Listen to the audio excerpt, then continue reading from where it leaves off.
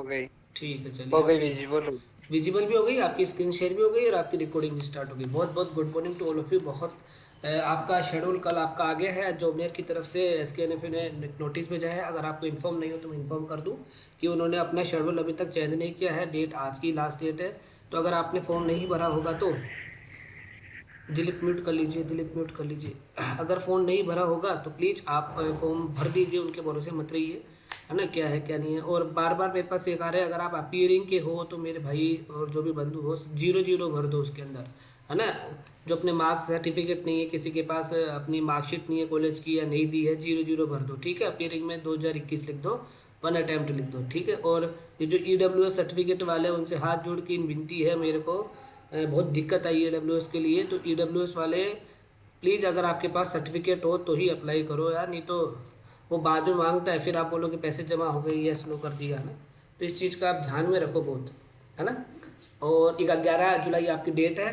तो 11 जुलाई की डेट के अकॉर्डिंग ही मेरा शेड्यूल चेंज हो गया है वापस। पहले मैं सोचा था कि चेंज होगा, ठीक है, वो चेंज होगा नहीं होगा वो बात की बात है। तो अब फटाफट से कोर्स अपना आपको लगेगा कि स्पीड अपने आप बढ़ गई है, ठीक है।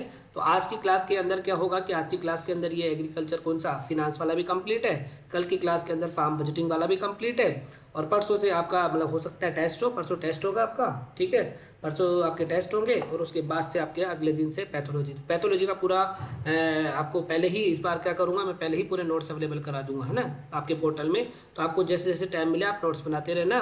और पैथोलॉजी को मैं चार पार्ट में नहीं 5 पार्ट में डिवाइड किया है। तो 5 पार्ट, पाँच 1 2 3 4, पहले में माइकोलॉजी, दूसरे में बैक्टीरियोलॉजी, वायरोलॉजी, एपिडेमोलॉजी, और पहले में बेसिक पैथोलॉजी, ठीक है। तो 5 क्लास के अंदर अपनी पूरी पैथोलॉजी कंप्लीट। ऐसा नहीं कि मैं जल्दी पढ़ाऊंगा, पर उसको बहुत शानदार तरीके से मैंने, है ना, मतलब उसको डिजाइन करके पढ़ाऊंगा, कोई दिक्कत नहीं उसके अंदर, है ना। तो आज आपके नोट्स भी आ जाएंगे पैथोलॉजी के, पोर्टल में चेक कर लेना। तो सारे के सारे पैथोलॉजी के नोट्स आ जाएंगे और आज फॉरेस्ट्री के नोट्स भी आ जाएंगे, है ना। आपके पोर्टल में फॉरेस्ट्री के नोट्स भी आ जाएंगे, पैथोलॉजी के नोट्स भी आ जाएंगे, और ये फिर ये एग्रीकल्चर ये वाला जो ये है ये भी कंप्लीट हो जाएगा। फार्म बजटिंग कल अपलोड हो जाएंगे, ठीक है। फिर अपना बचेगा सिर्फ वो वाला पार्ट, एग्रीकल्चर इकोनॉमिक्स में एक पार्ट बचेगा। कौन सा, वो 3 फैक्टर थे ना, एफ एफ पी एफ और एफ पी वी एफ, है ना। उसके लिए अपन एक दिन निकालेंगे उसके लिए, है ना। वो करने के लिए अपन एक दिन कैसे भी अपन निकाल लेंगे, ठीक है। और एक सरप्राइज टेस्ट बाकी है और एक अपना इसका टेस्ट बाकी है। तो ये पूरा शेड्यूल अपना बाकी है, जो मैं चाहता हूँ कि इस नेक्स्ट वीक है, सोमवार से शनिवार तक के बीच में सारा सब कुछ कंप्लीट हो, पैथो कंप्लीट हो, ये सारा सब कुछ मैटर कंप्लीट हो जाए। अगले मंडे से मैं चाहता हूँ कि कुछ नई स्ट्रेटेजी अपनी स्टार्ट करें, ठीक है। तो ये मेरा पूरा इस वीक का शेड्यूल मैंने बनाया है ना, 11 तारीख के according.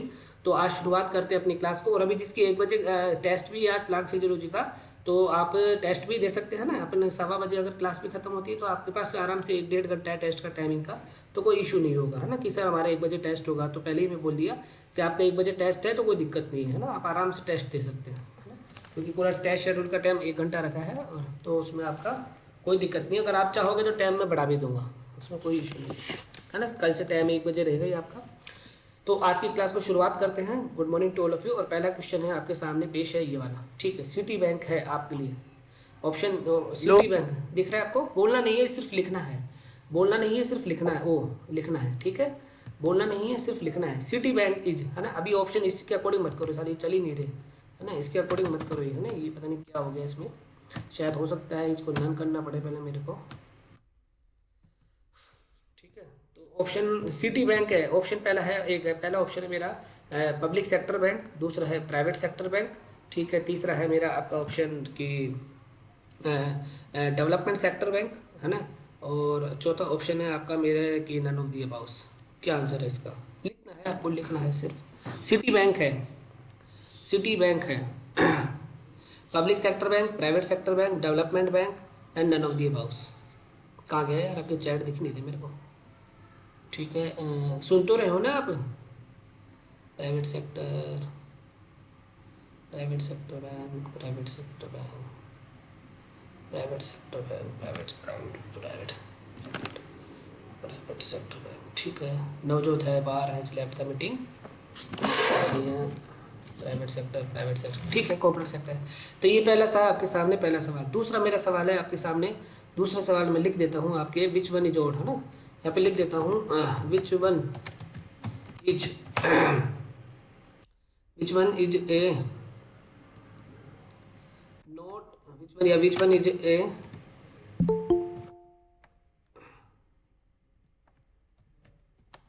Commercial bank in India. ठीक है, ये ऑप्शन लिख दिया मैंने आपके सामने।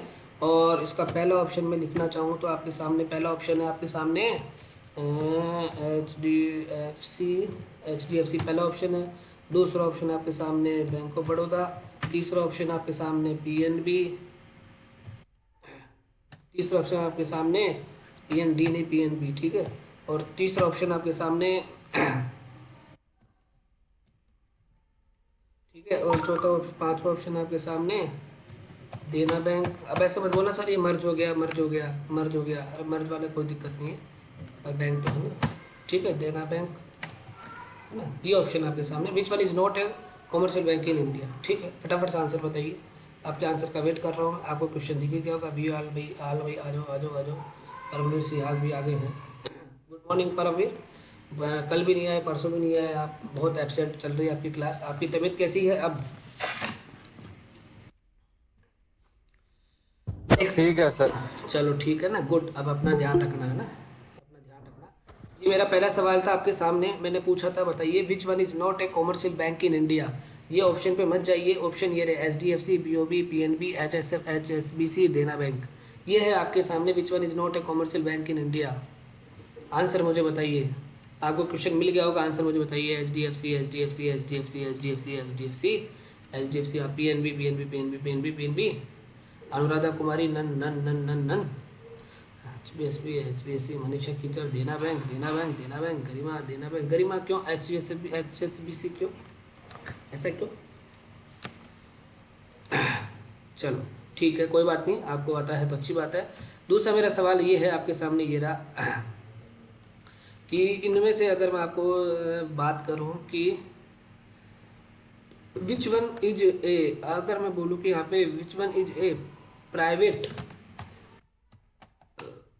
कॉमर्शियल बैंक इन इंडिया, और ऑप्शन आपके सामने यही है, तो क्या आंसर हो जाएंगे? विच one is a private commercial bank in India, और ऑप्शन आपके सामने यही है, तो क्या आंसर हो जाएंगे आप? Which one is a private commercial bank in India, H D F C, bank of Baroda, P N B, H S B C और देना बैंक, तो क्या आंसर हो जाएंगे आपके सामने? एक सेकेंड,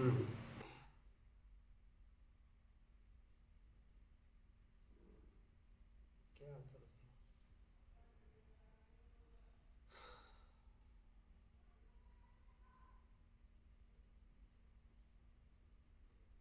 बताइए फटाफट से आंसर। आपके आंसर आ रहे हैं H D F C, H D F, बिल्कुल सिंपल क्वेश्चन था इसलिए आपने आंसर दे दिए हैं, मुझे पता है। एक मिनट में भी इसमें से देख लो।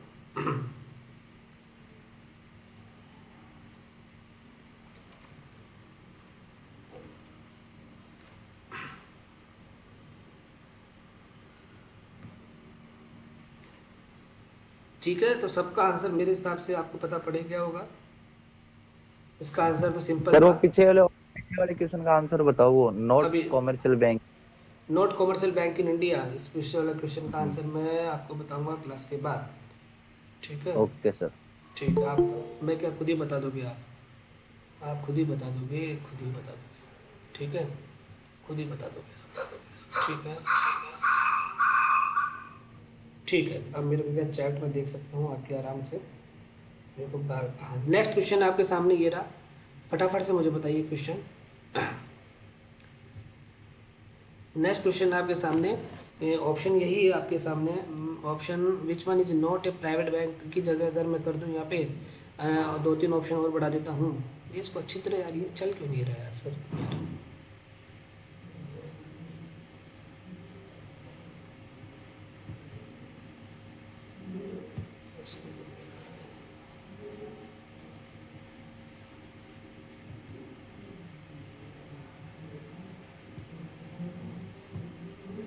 ठीक है, अब ये शायद हो जाएगा, प्राइवेट पब्लिक फॉरेन बैंक। तो बताइए मुझे, वापस मैं क्वेश्चन पूछ लेता हूँ। City bank is city bank city bank is, question है आपके सामने ये रहा, फटाफट से आंसर दीजिए। अब देना आंसर, धीरे धीरे मैं मोड पे आऊँगा, धीरे धीरे। सिटी बैंक क्या है? आंसर दीजिए। पहला है schedule bank, private bank, public bank, foreign bank, क्या है ये? इस आंसर पे मत जाइए, है ना, इस आंसर पे मत जाइए आप। सिटी बैंक क्या है? दो तीन ऑप्शन और देता हूँ, फटाफट से बताइए। Private bank, public bank,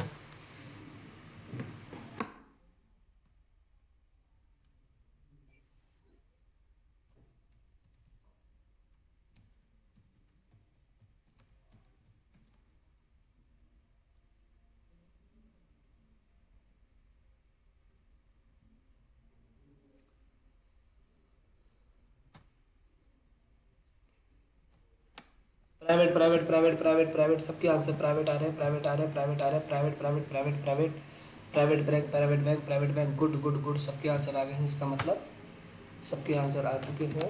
private bank, schedule bank ने दिमाग खराब कर दिया बस एक ही।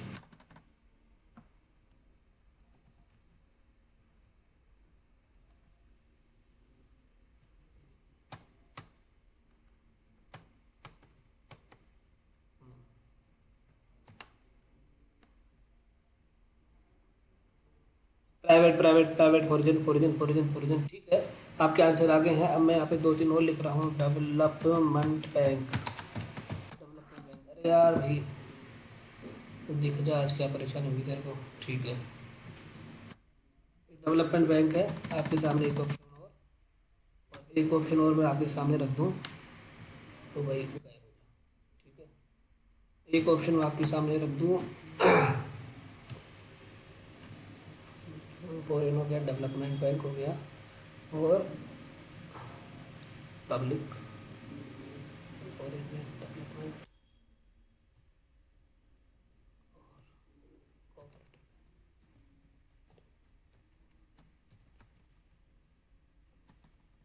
अब हमेशा लो साहब। अब अपने ऑप्शन हो गए, फिक्स हो गए हैं, अब दिक्कत नहीं है। ये पांच छह ऑप्शन है। सिटी बैंक का आंसर आपने क्या क्या दिया है, सबने प्राइवेट बैंक दिया है। प्राइवेट बैंक मोस्टली ने प्राइवेट बैंक आंसर गए हैं सब आप, है ना। मोस्टली किसके साथ गए, प्राइवेट बैंक के आंसर, ठीक है। अब जो नेक्स्ट मेरा क्वेश्चन है वो बताना, वो है आपके सामने जो मैंने कल वापस पूछा था, HSBC। फटाफट से आंसर बताइए। HSBC, HSBC is a bank,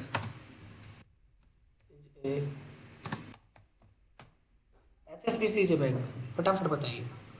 Monika Kalra, private private private private, इतने से ही क्यों आंसर दे रहे हैं 50 में से? लोग कितने हैं टोटल?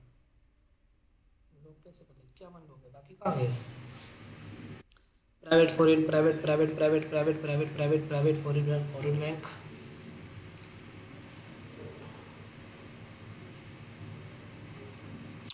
प्राइवेट आंसर आ रहे हैं भैया आपके। Foreign bank, private foreign, private foreign, private foreign, foreign train, ठीक ठीक। नहीं पता सर भाई, नहीं पता वाले भी लिख सकते हैं क्योंकि अपने को यहाँ पे क्लियर होना चाहिए, ठीक है। अब मैं आपके सामने लिख रहा हूँ ये चीज़ कि इनमें से मुझे बताइए, ये वाला क्वेश्चन तो हो गया है आपका, फॉरेन बैंक दे रहे हो, ठीक है। नहीं पता सर, कोई दिक्कत नहीं है। ये क्वेश्चन बताइए, Exim, Exim bank is, Exim bank is, Exim bank is, ठीक है। शेड्यूल बैंक को मत मानिए, शेड्यूल बैंक तो सभी हैं, शेड्यूल बैंक तो सभी हैं, शेड्यूल बैंक को आप ऑप्शन में मत लेना। Exim bank is,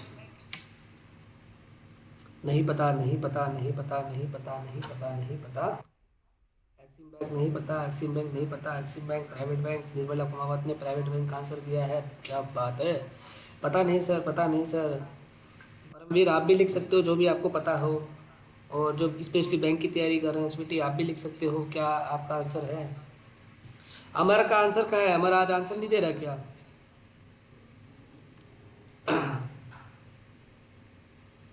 Nikhil cooperative bank, Exim bank cooperative bank है क्या? अमर आंसर, अमर नहीं है क्या आज?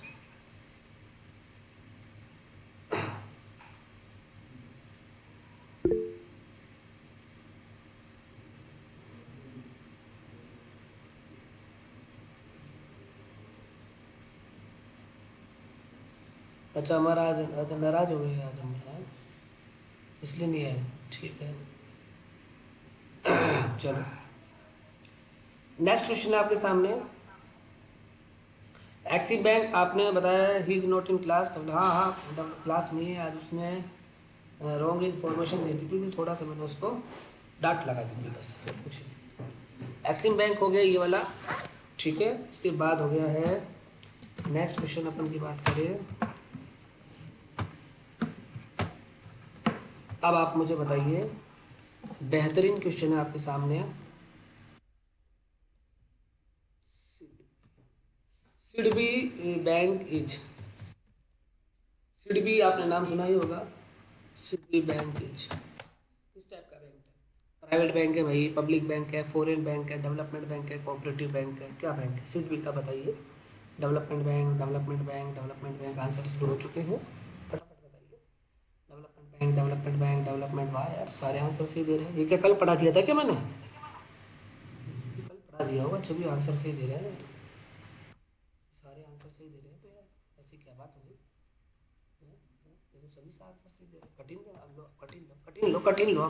अब ये बताओ, नाबार्ड बैंकेज, अब कठिन बताओ। आंसर सही दे रहे हैं सारे के सारे, ऐसी क्या बात हो गई?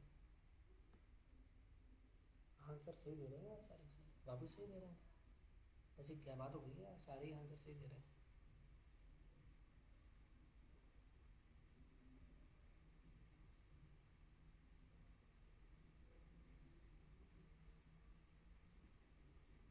सारे ही आंसर सही दे रहे थे यार डेवलपमेंट में। ठीक है, कोई बात नहीं। आपने नाम सुना होगा, आपने नाम सुना होगा आईपीएल, आपने नाम सुना होगा आईपीएल। आईपीएल की जगह आपको पता है पाकिस्तान भी एक सुपर लीग कराता है, और उस सुपर लीग का नाम है पाकिस्तान सुपर लीग। क्या है? Pakistan super league. तो आपके सामने मेरा यस सर। सब है ना, पाकिस्तान सुपर लीग, तो उस पाकिस्तान सुपर लीग का ही क्वेश्चन है। तो मैं आपके सामने क्वेश्चन पेश कर रहा हूँ। Pakistan super league, PSL, Pakistan super league, PSL, Pakistan super league is applicable on, applicable on, PSL, Pakistan super league is applicable on. अब सर ये कौन सा क्वेश्चन आ गया सर, पाकिस्तान सुपर लीग का यहाँ पे कौन सी बैंक में एप्लीकेबल होगा सर, बताइए। Pakistan super league is applicable on, ये क्या सर, ये क्या बात कर दी सर आपने, ये तो खतरनाक बात कर दी सर आपने, मेरे को तो समझ में नहीं आ रहा था सर। पीएसएल, ये तो पता ही नहीं हमको, पता ही नहीं।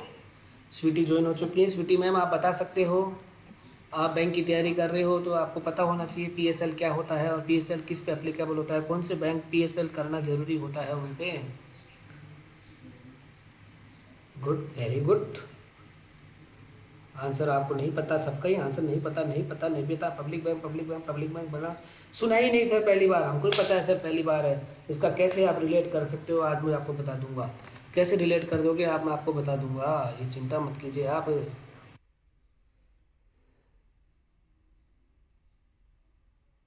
चिंता मत कीजिए। उसके बाद नेक्स्ट, अच्छा मेरी फ़ोटो मैंने ऑन नहीं किया क्या अपने आप को यार, okay, sorry sorry sorry sorry sorry. Next question है आपके सामने, नेक्स्ट क्वेश्चन है आपके सामने, वो है ये रहा। पीएसएल का बात करोगे, नेक्स्ट क्वेश्चन है पीएसएल, तो आपने बताया नहीं, और पीएसएल नहीं बताया तो लो साहब अब बताओ। A N B C, A N B C applicable on, sir ये क्या पूछ रहे हैं सर, सर एनबीसी तो सुना है सर मैंने, एनबीसी न्यूज़ चैनल, पर ये एनबीसी क्या आ गया सर, ये क्या आ गया सर? जी sir, second rank holder Sachin Singh Jat, कौन है सेकंड रैंक होल्डर, सचिन आगे क्या? अच्छा सेकंड सर होल्डर, मुझे बोल रहा है सर ये indirectly. Okay okay okay, sorry sorry, अरे सचिन पर्सनल कमेंट नहीं यहाँ पे। सचिन भाई फर्स्ट रैंक होल्डर को बुलाओ, नाराज हो गए क्या वो, है ना, विदाउट परमिशन यार, विदाउट मेरे से अप्रूवल के क्लास के लिए मना कर दिए यार, है ना, कितने बच्चों के मेरे पास फ़ोन आने लग गए सोचो एकदम से।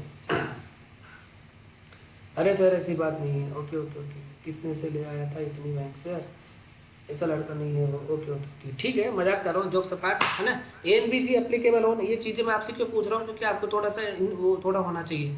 अब देखो इसका क्या पर्पज़ है, मैं आपको बताऊँ क्यों मैं क्यों पढ़ा रहा हूँ, आपको ऐसा नहीं लगना चाहिए कि देखो कहीं आपको ऐसा लग रहा है सर इतना तो आता ही नहीं है सर बैंक में, सर हमारे कोर्स में इतना ही नहीं है, अरे नहीं सर ये नहीं है। आप एक एग्रीकल्चर बंदे हो, रूरल डेवलपमेंट में बिलीव करते हो, तो आप कहीं भी जाओ, आप चाहे गवर्नमेंट ऑफिसर बनो चाहे एमएससी बनो, आपके सामने कोई किसान आ जाए तो आप उसकी मदद कर सको, मेरा उद्देश्य होना चाहिए आप खुद की मदद कर सको। आपके मन में, आप एमएससी के दौरान कुछ बिजनेस आइडियाज आपके मन में आ गया तो आपको ये पता होना चाहिए कि मैं कहाँ कहाँ से हेल्प ले सकता हूँ, या मेरे सामने कोई ऐसा बंदा दिख गया जिसको पैसों की जरूरत है पर वो काम कर सकता है तो उसको पैसे दिलवा सकता हूँ, नहीं दिलवा सकता। ये मेरी क्लास का आज उद्देश्य है, ये मेरी क्लास का आज उद्देश्य है कि मैं आपको कैसे सक्षम बना सकता हूँ अपने गवर्नमेंट की तरफ से, मतलब अपने क्या क्या फैसिलिटीज़ दिला सकता हूँ, वो मेरा आज की क्लास का उद्देश्य है। तो शुरू करते हैं आज की अपनी बेहतरीन क्लास। बेहतरीन क्लास, एक लास्ट क्वेश्चन और रह गया, उसके बाद अपन शुरू करते हैं अपनी बेहतरीन क्लास की। एनबीसी जो अपन बोल रहे हैं ना, कितने परसेंट, हाउ मैनी, इसको दोबारा लिख देता हूँ, एक सेकेंड, इसको दोबारा लिख देते हैं। How many percentage loan have to given priority sector in priority sector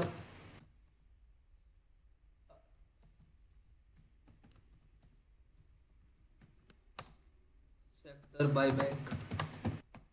पहला ऑप्शन आपके सामने, मैं ऑप्शन बोल रहा हूँ आपके सामने, पहला ऑप्शन आपके सामने 18%, दूसरा ऑप्शन आपके सामने 20%, तीसरा ऑप्शन आपके सामने 30% और चौथा ऑप्शन आपके सामने 40%। चार ऑप्शन है आपके सामने, बता सकते हो मुझे 18%, 20 या मतलब 24%, 18 24 और 30 40, 18 24 30 40, 18 24 30 40, 18 24 30 40 कि how many percentage loan have to given in priority sector by bank. 18 24 30 40, 18 24 30 40, ये 40 बोल रहे हैं, ये कहाँ से बोल रहे हैं, कहाँ से पढ़ा इन्होंने, 40 वालों ने कहाँ से पढ़ा, मनीषा ने भी 40 बोला है, सबने 40 बोला है, ऐसा कहाँ से पढ़ लिया इन्होंने, नहीं पता सर। सचिन सिंह का आंसर चॉइस है सर। अगर आपको सचिन मोहित का भी आंसर आ गया चॉइस, अब चॉइस आंसर शुरू हो गए हैं, चॉइस आंसर आना शुरू हो चुके हैं बिल्कुल। अब जिस तो आने से आगे हैं, अब मैं अपनी क्लास ऑन कर रहा हूँ। अब देखते हैं आज की क्लास के अंदर क्या चॉइस, क्या 40, क्या ANBC, क्या क्या है, ये सब आज की क्लास के अंदर अपने आएंगे। बहुत इंटरेस्टिंग क्लास है और जिसको आना था वो आ चुका है। अब मैं किसी को ऐड नहीं करने वाला, है ना, तो प्लीज़ मेरा बुरा मत मानना, क्योंकि ऐड करने से मेरे को वापस बैक में आना पड़ता है और मैं चाहता नहीं बैक में आए। सो शुरू करते हैं आज की अपनी बहुत ही बेहतरीन क्लास। और बेहतरीन क्लास के अंदर लास्ट क्लास है अपनी एग्रीकल्चर फिनांस की। तो देखो मैं आपको रिकेप करा देता हूँ, पूरी चीज़ नहीं बताऊंगा क्योंकि राकेश डूडी का पूरा सजेशन था, पर्सनल सजेशन था, सर आप जल्दी से रिकेप कराया करो, ठीक है। तो मैं फटाफट से रिकेप कराता हूँ कि अपन ने एग्रीकल्चर फिनांस का अपन ने स्टार्ट किया था, एग्रीकल्चर इंस्टीट्यूशन वाला पार्ट अपन ने स्टार्ट किया था। तो एग्रीकल्चर में एग्रीकल्चर इकोनॉमिक्स का तीसरा पार्ट, दूसरा पार्ट पे एग्रीकल्चर फिनांस एंड कॉर्पोरेशन पढ़ लेते और उसमें अपन ने बैंकिंग इंस्टीट्यूशन स्टार्ट किया था। तो बैंकिंग इंस्टीट्यूशन भी अपन स्टोरी टेलिंग, एक बहुत ही बेहतरीन स्टोरी, हो सकता है कि आपको काम आई या हो सकता है आपको काम नहीं आई, पर मेरा सजेशन यही है कि उस स्टोरी को आप हो सकता है आप अपने अकॉर्डिंग मॉडिफाई करो और उसको एक अपने स्टोरी के रूप में अपने कॉपी में एक बार जरूर लिख लेना। वो बहुत ही अच्छी स्टोरी है और बहुत ही आपके काम आएगी, है ना।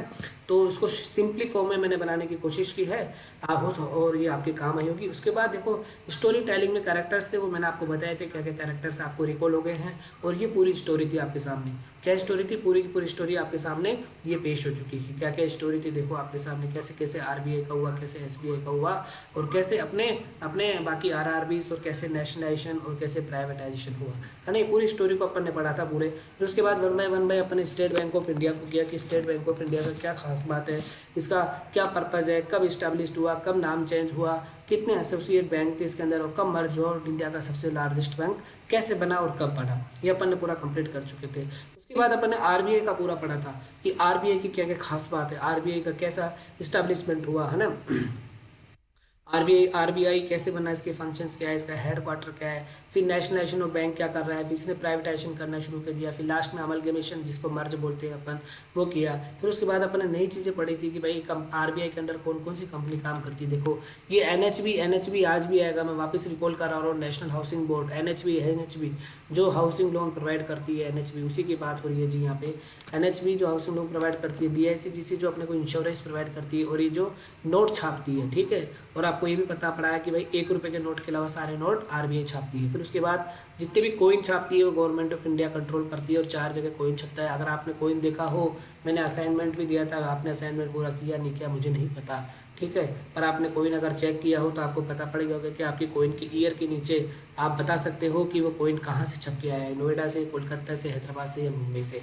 फिर उसके बाद अपन ने पढ़ा देखो कि कुछ फैक्ट्स थे आपके कि भाई RBI में क्या क्या फैक्ट्स होते हैं। मैंने आपको 5,000 का नोट, 10,000 का नोट आपको छपाया, है ना। और आपको मैंने ये भी बोला था असाइनमेंट के रूप में कि भैया अपने नोट में चेक करना कितने प्रकार की लैंग्वेज लिखी रहती है, ठीक है। फिर अपन उसके बाद पब्लिक सेक्टर बैंक की बात में आए तो आपको पता नहीं था कल कि अपनी हाल ही इंडिया के अंदर 2021 की बात करें तो कितने पब्लिक सेक्टर बैंक है। तो मैंने बताया आपको कि टोटल 12 पब्लिक सेक्टर बैंक है। पहले कितने थे, 27 से मर्ज होकर कितने हो गए, 12 हो गए। तो 6 + 6 में अपन इसको बोलते हैं। क्यों ऐसा, क्यों, क्योंकि 6 तो होते हैं जो आपस में मर्ज होके बने हैं और 6 होते हैं जो इन्होंने आपस में मर्ज नहीं किया, तो इंडिपेंडेंट बैंक कहलाए। तो आपको यहाँ पे ये भी ध्यान में रखना पड़ सकता है क्योंकि इस प्रकार से इस बार क्वेश्चन बन सकता है कि कौन सा इंडिपेंडेंट बैंक है और कौन सा मर्ज बैंक है ना। ये क्वेश्चन वहाँ पे बन सकता है। तो मैंने पूरा आपको सिस्टम वाइज और एक पूरा सीरीज वाइज आपको लिख दिया है और ये भी लिख दिया है कि कौन कौन से बैंक किस किस में मर्ज हुए और एंकर बैंक कौन सा है है ना, ये पूरे क्लास में कल हमने किया। उसके बाद देखो एक ग्रामीण एरिया के अंदर कैसे क्रेडिट का ट्रांसफ़र होता है, उसमें आपको पता है कॉमर्शियल बैंक्स होते हैं, कोऑपरेटिव सोसाइटीज़ उसका कर दी, और तीसरा आरआरबीस होते हैं। ये तीन लोग होते हैं जो क्रेडिट प्रोवाइड करते हैं अपने कहाँ पे, ग्रामीण के रूप में। तो उसके बाद सबसे पहले अपन ने स्टार्ट किया था कोऑपरेटिव बैंक इन इंडिया। तो कोऑपरेटिव बैंक की शुरुआत, ये कोऑपरेटिव की शुरुआत होती है अपने निकोलसन साहब ने। निकोलसन ने ही सबसे पहले 1904 में क्या किया, कोऑपरेटिव शब्द का इस्तेमाल किया है ना, जिसको कोऑपरेटिव मॉडल भी कहते हैं।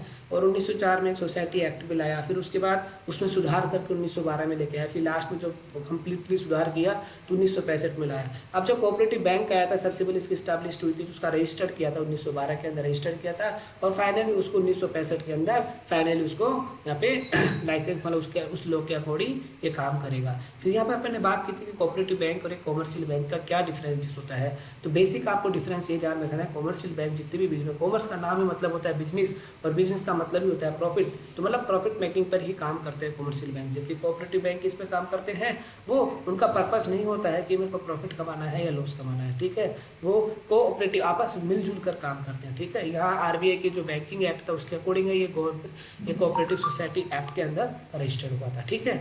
और कौन कौन से इसकी टारगेट सेगमेंट्स है वो भी मैंने आपको बताया था, ठीक है। उसके बाद मैंने आपको स्ट्रक्चर्स बताया था कि कोऑपरेटिव इंस्टीट्यूट्स के स्ट्रक्चर क्या होते हैं। तो आप ये अपन यहाँ तक कल तक यही जानते थे कि कोऑपरेटिव जो भी है क्रेडिट इंस्टीट्यूशन वो केवल रूरल में ही काम करते हैं, जबकि ऐसा नहीं है। अर्बन में भी जहाँ पर छोटी झुग्गी झोपड़ियाँ के लोग रहते हैं, जहाँ पे बहुत कमज़ोर लोग रहते हैं, वहाँ भी ये आजकल काम करते हैं, ठीक है। तो अपने को रूरल से मतलब है, तो रूरल में कैसे काम करता है, रूरल में 2 सिस्टम से काम करता है, ठीक है। तो रूरल में अपन को डिवाइड कर दिया कि अगर किसी को शॉर्ट टर्म लेना है या मीडियम टर्म लोन लेना है तो उसको 3 टायर सिस्टम पे फॉलो करना पड़ता है। जबकि लॉन्ग टर्म बड़े लोग, जैसे बात करें ट्रैक्टर खरीदना है या कोई बिल्डिंग खरीदनी है या कोई इंफ्रास्ट्रक्चर खरीदना है, उसके लिए उसको लॉन्ग टर्म क्रेडिट लेना पड़ता है। तो यहाँ पे 3 टायर सिस्टम का मतलब क्या होता है शॉर्ट टर्म के लिए, कि पहले पैसा स्टेट के पास आएगा, फिर सेंटर, फिर डिस्ट्रिक्ट के पास जाएगा, डिस्ट्रिक्ट सेंट्रल के बाद फिर प्राइमरी एग्रीकल्चर क्रेडिट सोसाइटीज के पास जाएगा, मतलब विलेज लेवल पर जो होती है उसके पास जाएगा। जबकि यहाँ पर देखो डायरेक्ट स्टेट में आता है, स्टेट से ये PCARDB इसके पास जाता है, मतलब 2 टायर में ही यहाँ पे जाता है, यहाँ पे 3 टायर के अंदर जाता है, ठीक है। उसके बाद अगर अपन बात करें, ये कौन है साहब, म्यूट कर लीजिए, राहुल म्यूट कर लीजिए।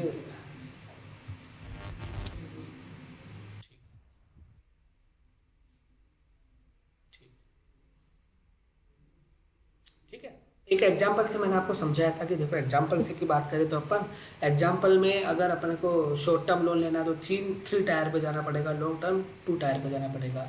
और एक कंपनी मैंने बताया था किस किस लेवल पे काम करती है, तो आपको सिर्फ एक ध्यान में रखना है, PACS primary agriculture cooperation societies, ये विलेज लेवल पे काम करती है। जबकि डिस्ट्रिक्ट सेंट्रल कोऑपरेटिव बैंक तो नाम से चाहा जाए डिस्ट्रिक्ट, और ये स्टेट पे काम करती है, तो नाम से ध्यान में आ जाएगा। पर PACS अपने को नाम से ध्यान में नहीं आता है, तो उसको ध्यान में रखना कि ये विलेज लेवल पे काम करती है। किस लेवल पर, विलेज लेवल पे काम करती है। उसके बाद मैंने RRB की स्थापना की थी, RRB के बारे में बताया था मैंने, इसकी हिस्ट्री आपको पहले ही बता दी थी कि RRB का स्थापना इंदिरा गांधी का श्रेय जाता है। इंदिरा गांधी की दिली इच्छा थी कि मैं रूरल डेवलपमेंट में काम करूं, क्योंकि इंडिया का डेवलपमेंट, क्योंकि इंडिया 1970 की बात है जब इंडिया की पॉपुलेशन 80% गाँव में निवास करती थी, मेन जो एम्प्लॉयमेंट था वो अपना एग्रीकल्चर ही था, तो वहाँ का डेवलपमेंट ही नहीं होगा तो कंट्री का डेवलपमेंट क्यों होगा। इसी बात को ध्यान में रखते हुए इंदिरा गांधी ने बैंकों को बोला गाँव में आओ और आप भी ब्रांच खोलो, पर बैंक मना कर दिए, तो फिर आपस में समझौता हुआ। सेंट्रल गवर्नमेंट ऑफ इंडिया जो बैंक थे स्पॉन्सर बैंक, उन तीनों ने मिलकर RRB की स्थापना की थी। फिर आपको पता है कि RRB की स्थापना की थी तो स्टार्टिंग के अंदर RRB में क्या हुआ था, नरसिंगा कमेटी बैठी थी, है ना, नरसिंगा कमेटी की सिफारिश पे RRB की स्थापना की गई 2 अक्टूबर 1975 को। और शेयरिंग का हमेशा ध्यान में रखना, इसमें शेयरिंग का हमेशा क्वेश्चन पूछा जाता है। सेंट्रल गवर्नमेंट का 50%, स्टेट का 15%, स्पॉन्सर बैंक का 35% होता है। और सबसे मेन इंपॉर्टेंट बात थी कि नाबार्ड का जन्म ही क्यों हुआ था, एक डेवलपमेंट बॉडी थी, डेवलपमेंट बैंक था। क्यों? क्योंकि यहाँ पर बैंकों को बोला गया कि क्या आप इसका ध्यान रखो, RRB को भी संभालो, इसकी मॉनिटरिंग करो, इसकी एम्प्लॉयमेंट को आप संभालो। पर बैंक बोले कि हम हमारा काम करें, RRB का भी काम करें, हम परेशान हो जाते हैं। तो इसलिए गवर्नमेंट ऑफ इंडिया और RRB ने सोचा कि नहीं, कुछ ना कुछ अपने को एक अलग से कुछ करना चाहिए, तो उन्होंने यहाँ पे नाबार्ड की स्थापना कर दी। नाबार्ड का एक मेन कामों में से एक काम ये भी था कि RRB का भी वो मॉनिटरिंग एंड पूरा का पूरा इवेलुएट करती है, ठीक है। उसके बाद RRB कौन कौन से खुले, तो आपको मैंने एक पूरे चार्ट वाइज बना दिया था कि भाई अपने को 5 RRB खुले थे उस वक्त, है ना। अपने को सिर्फ एक ध्यान में रखना है, कौन सा, तो ये वाला पहला वाला, कि जो भी पहली चीज़ होती है वो हमेशा ध्यान में रखती है। 2 अक्टूबर 1975 को पहला आरआरबी खुला था, जिसका नाम था प्रथमा बैंक। मुरादाबाद यूपी में खुला था। मुरादाबाद यूपी में क्यों खुला था? क्योंकि इंदिरा गांधी उस वक्त यूपी में उनका वो था सारा वर्चस्व, और मुरादाबाद में ही उनका वो था इलेक्शन वाला, तो उस वक्त वहाँ से ही उन्होंने स्टार्ट किए थे। और इसको स्पॉन्सर किसने किया था? सिंडिकेट बैंक ने किया था। ठीक है, अब सिंडिकेट बैंक किस में मर्ज हो गया ये आपको ध्यान में होगा। ठीक है, उसके बाद गोरखपुर बैंक खुला था, गोरखपुर के अंदर SBI ने स्पॉन्सर किया। फिर गौरव ग्रामीण बैंक खुला था, है ना, अपना वेस्ट बंगाल में। फिर हरियाणा क्षेत्रीय बैंक खुला था अपना हरियाणा के अंदर।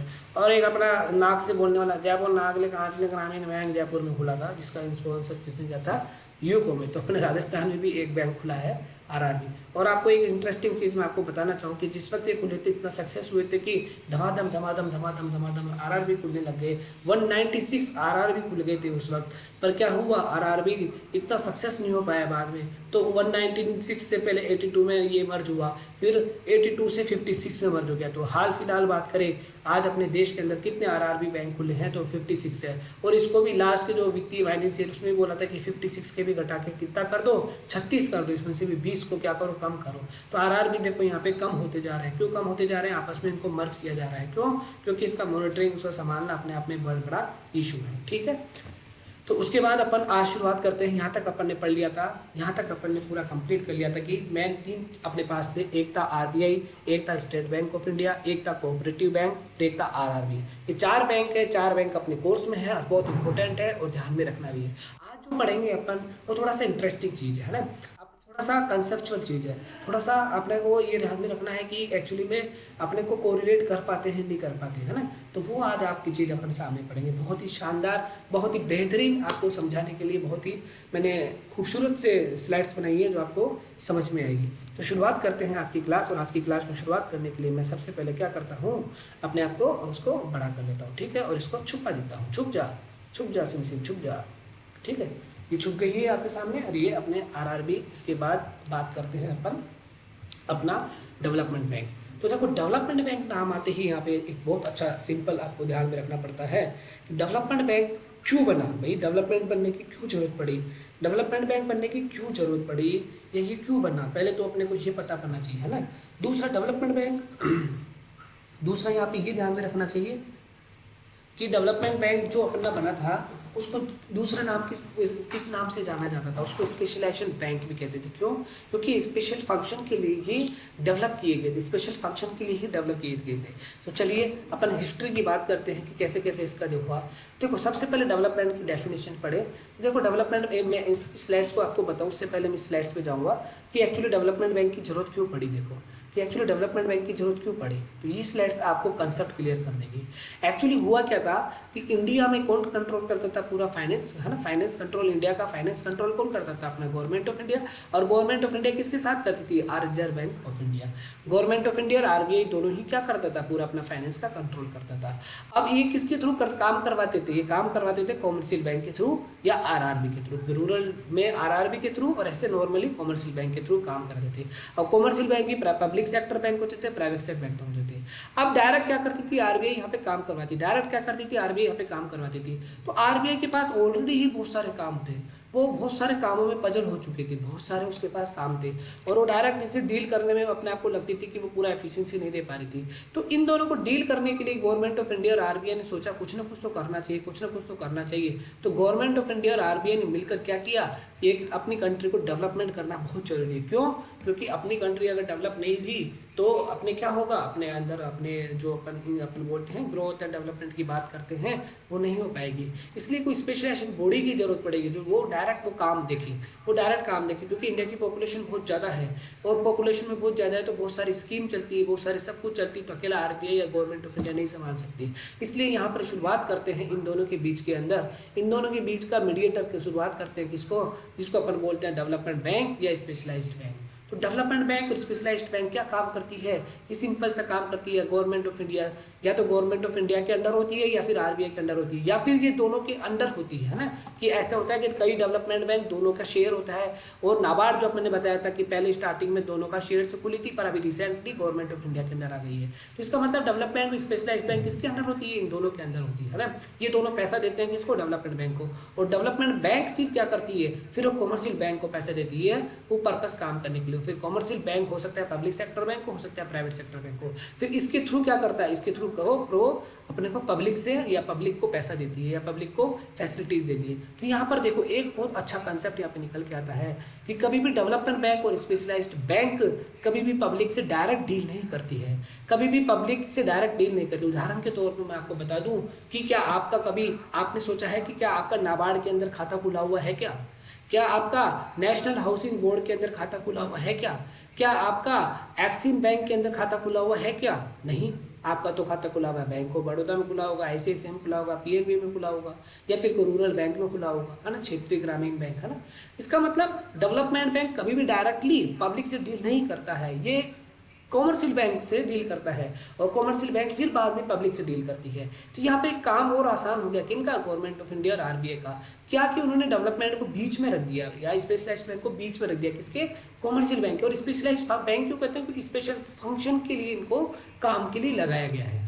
ठीक है, ये चीज़ अपन देखते हैं कि भाई अब डेवलपमेंट की डेफिनेशन आपको इजीली समझ में आ जाएगी कि क्या क्या मैं बात कर रहा था डेवलपमेंट के बारे में। देखो डेवलपमेंट बैंक स्पेशलाइज्ड बैंक भी कहते हैं।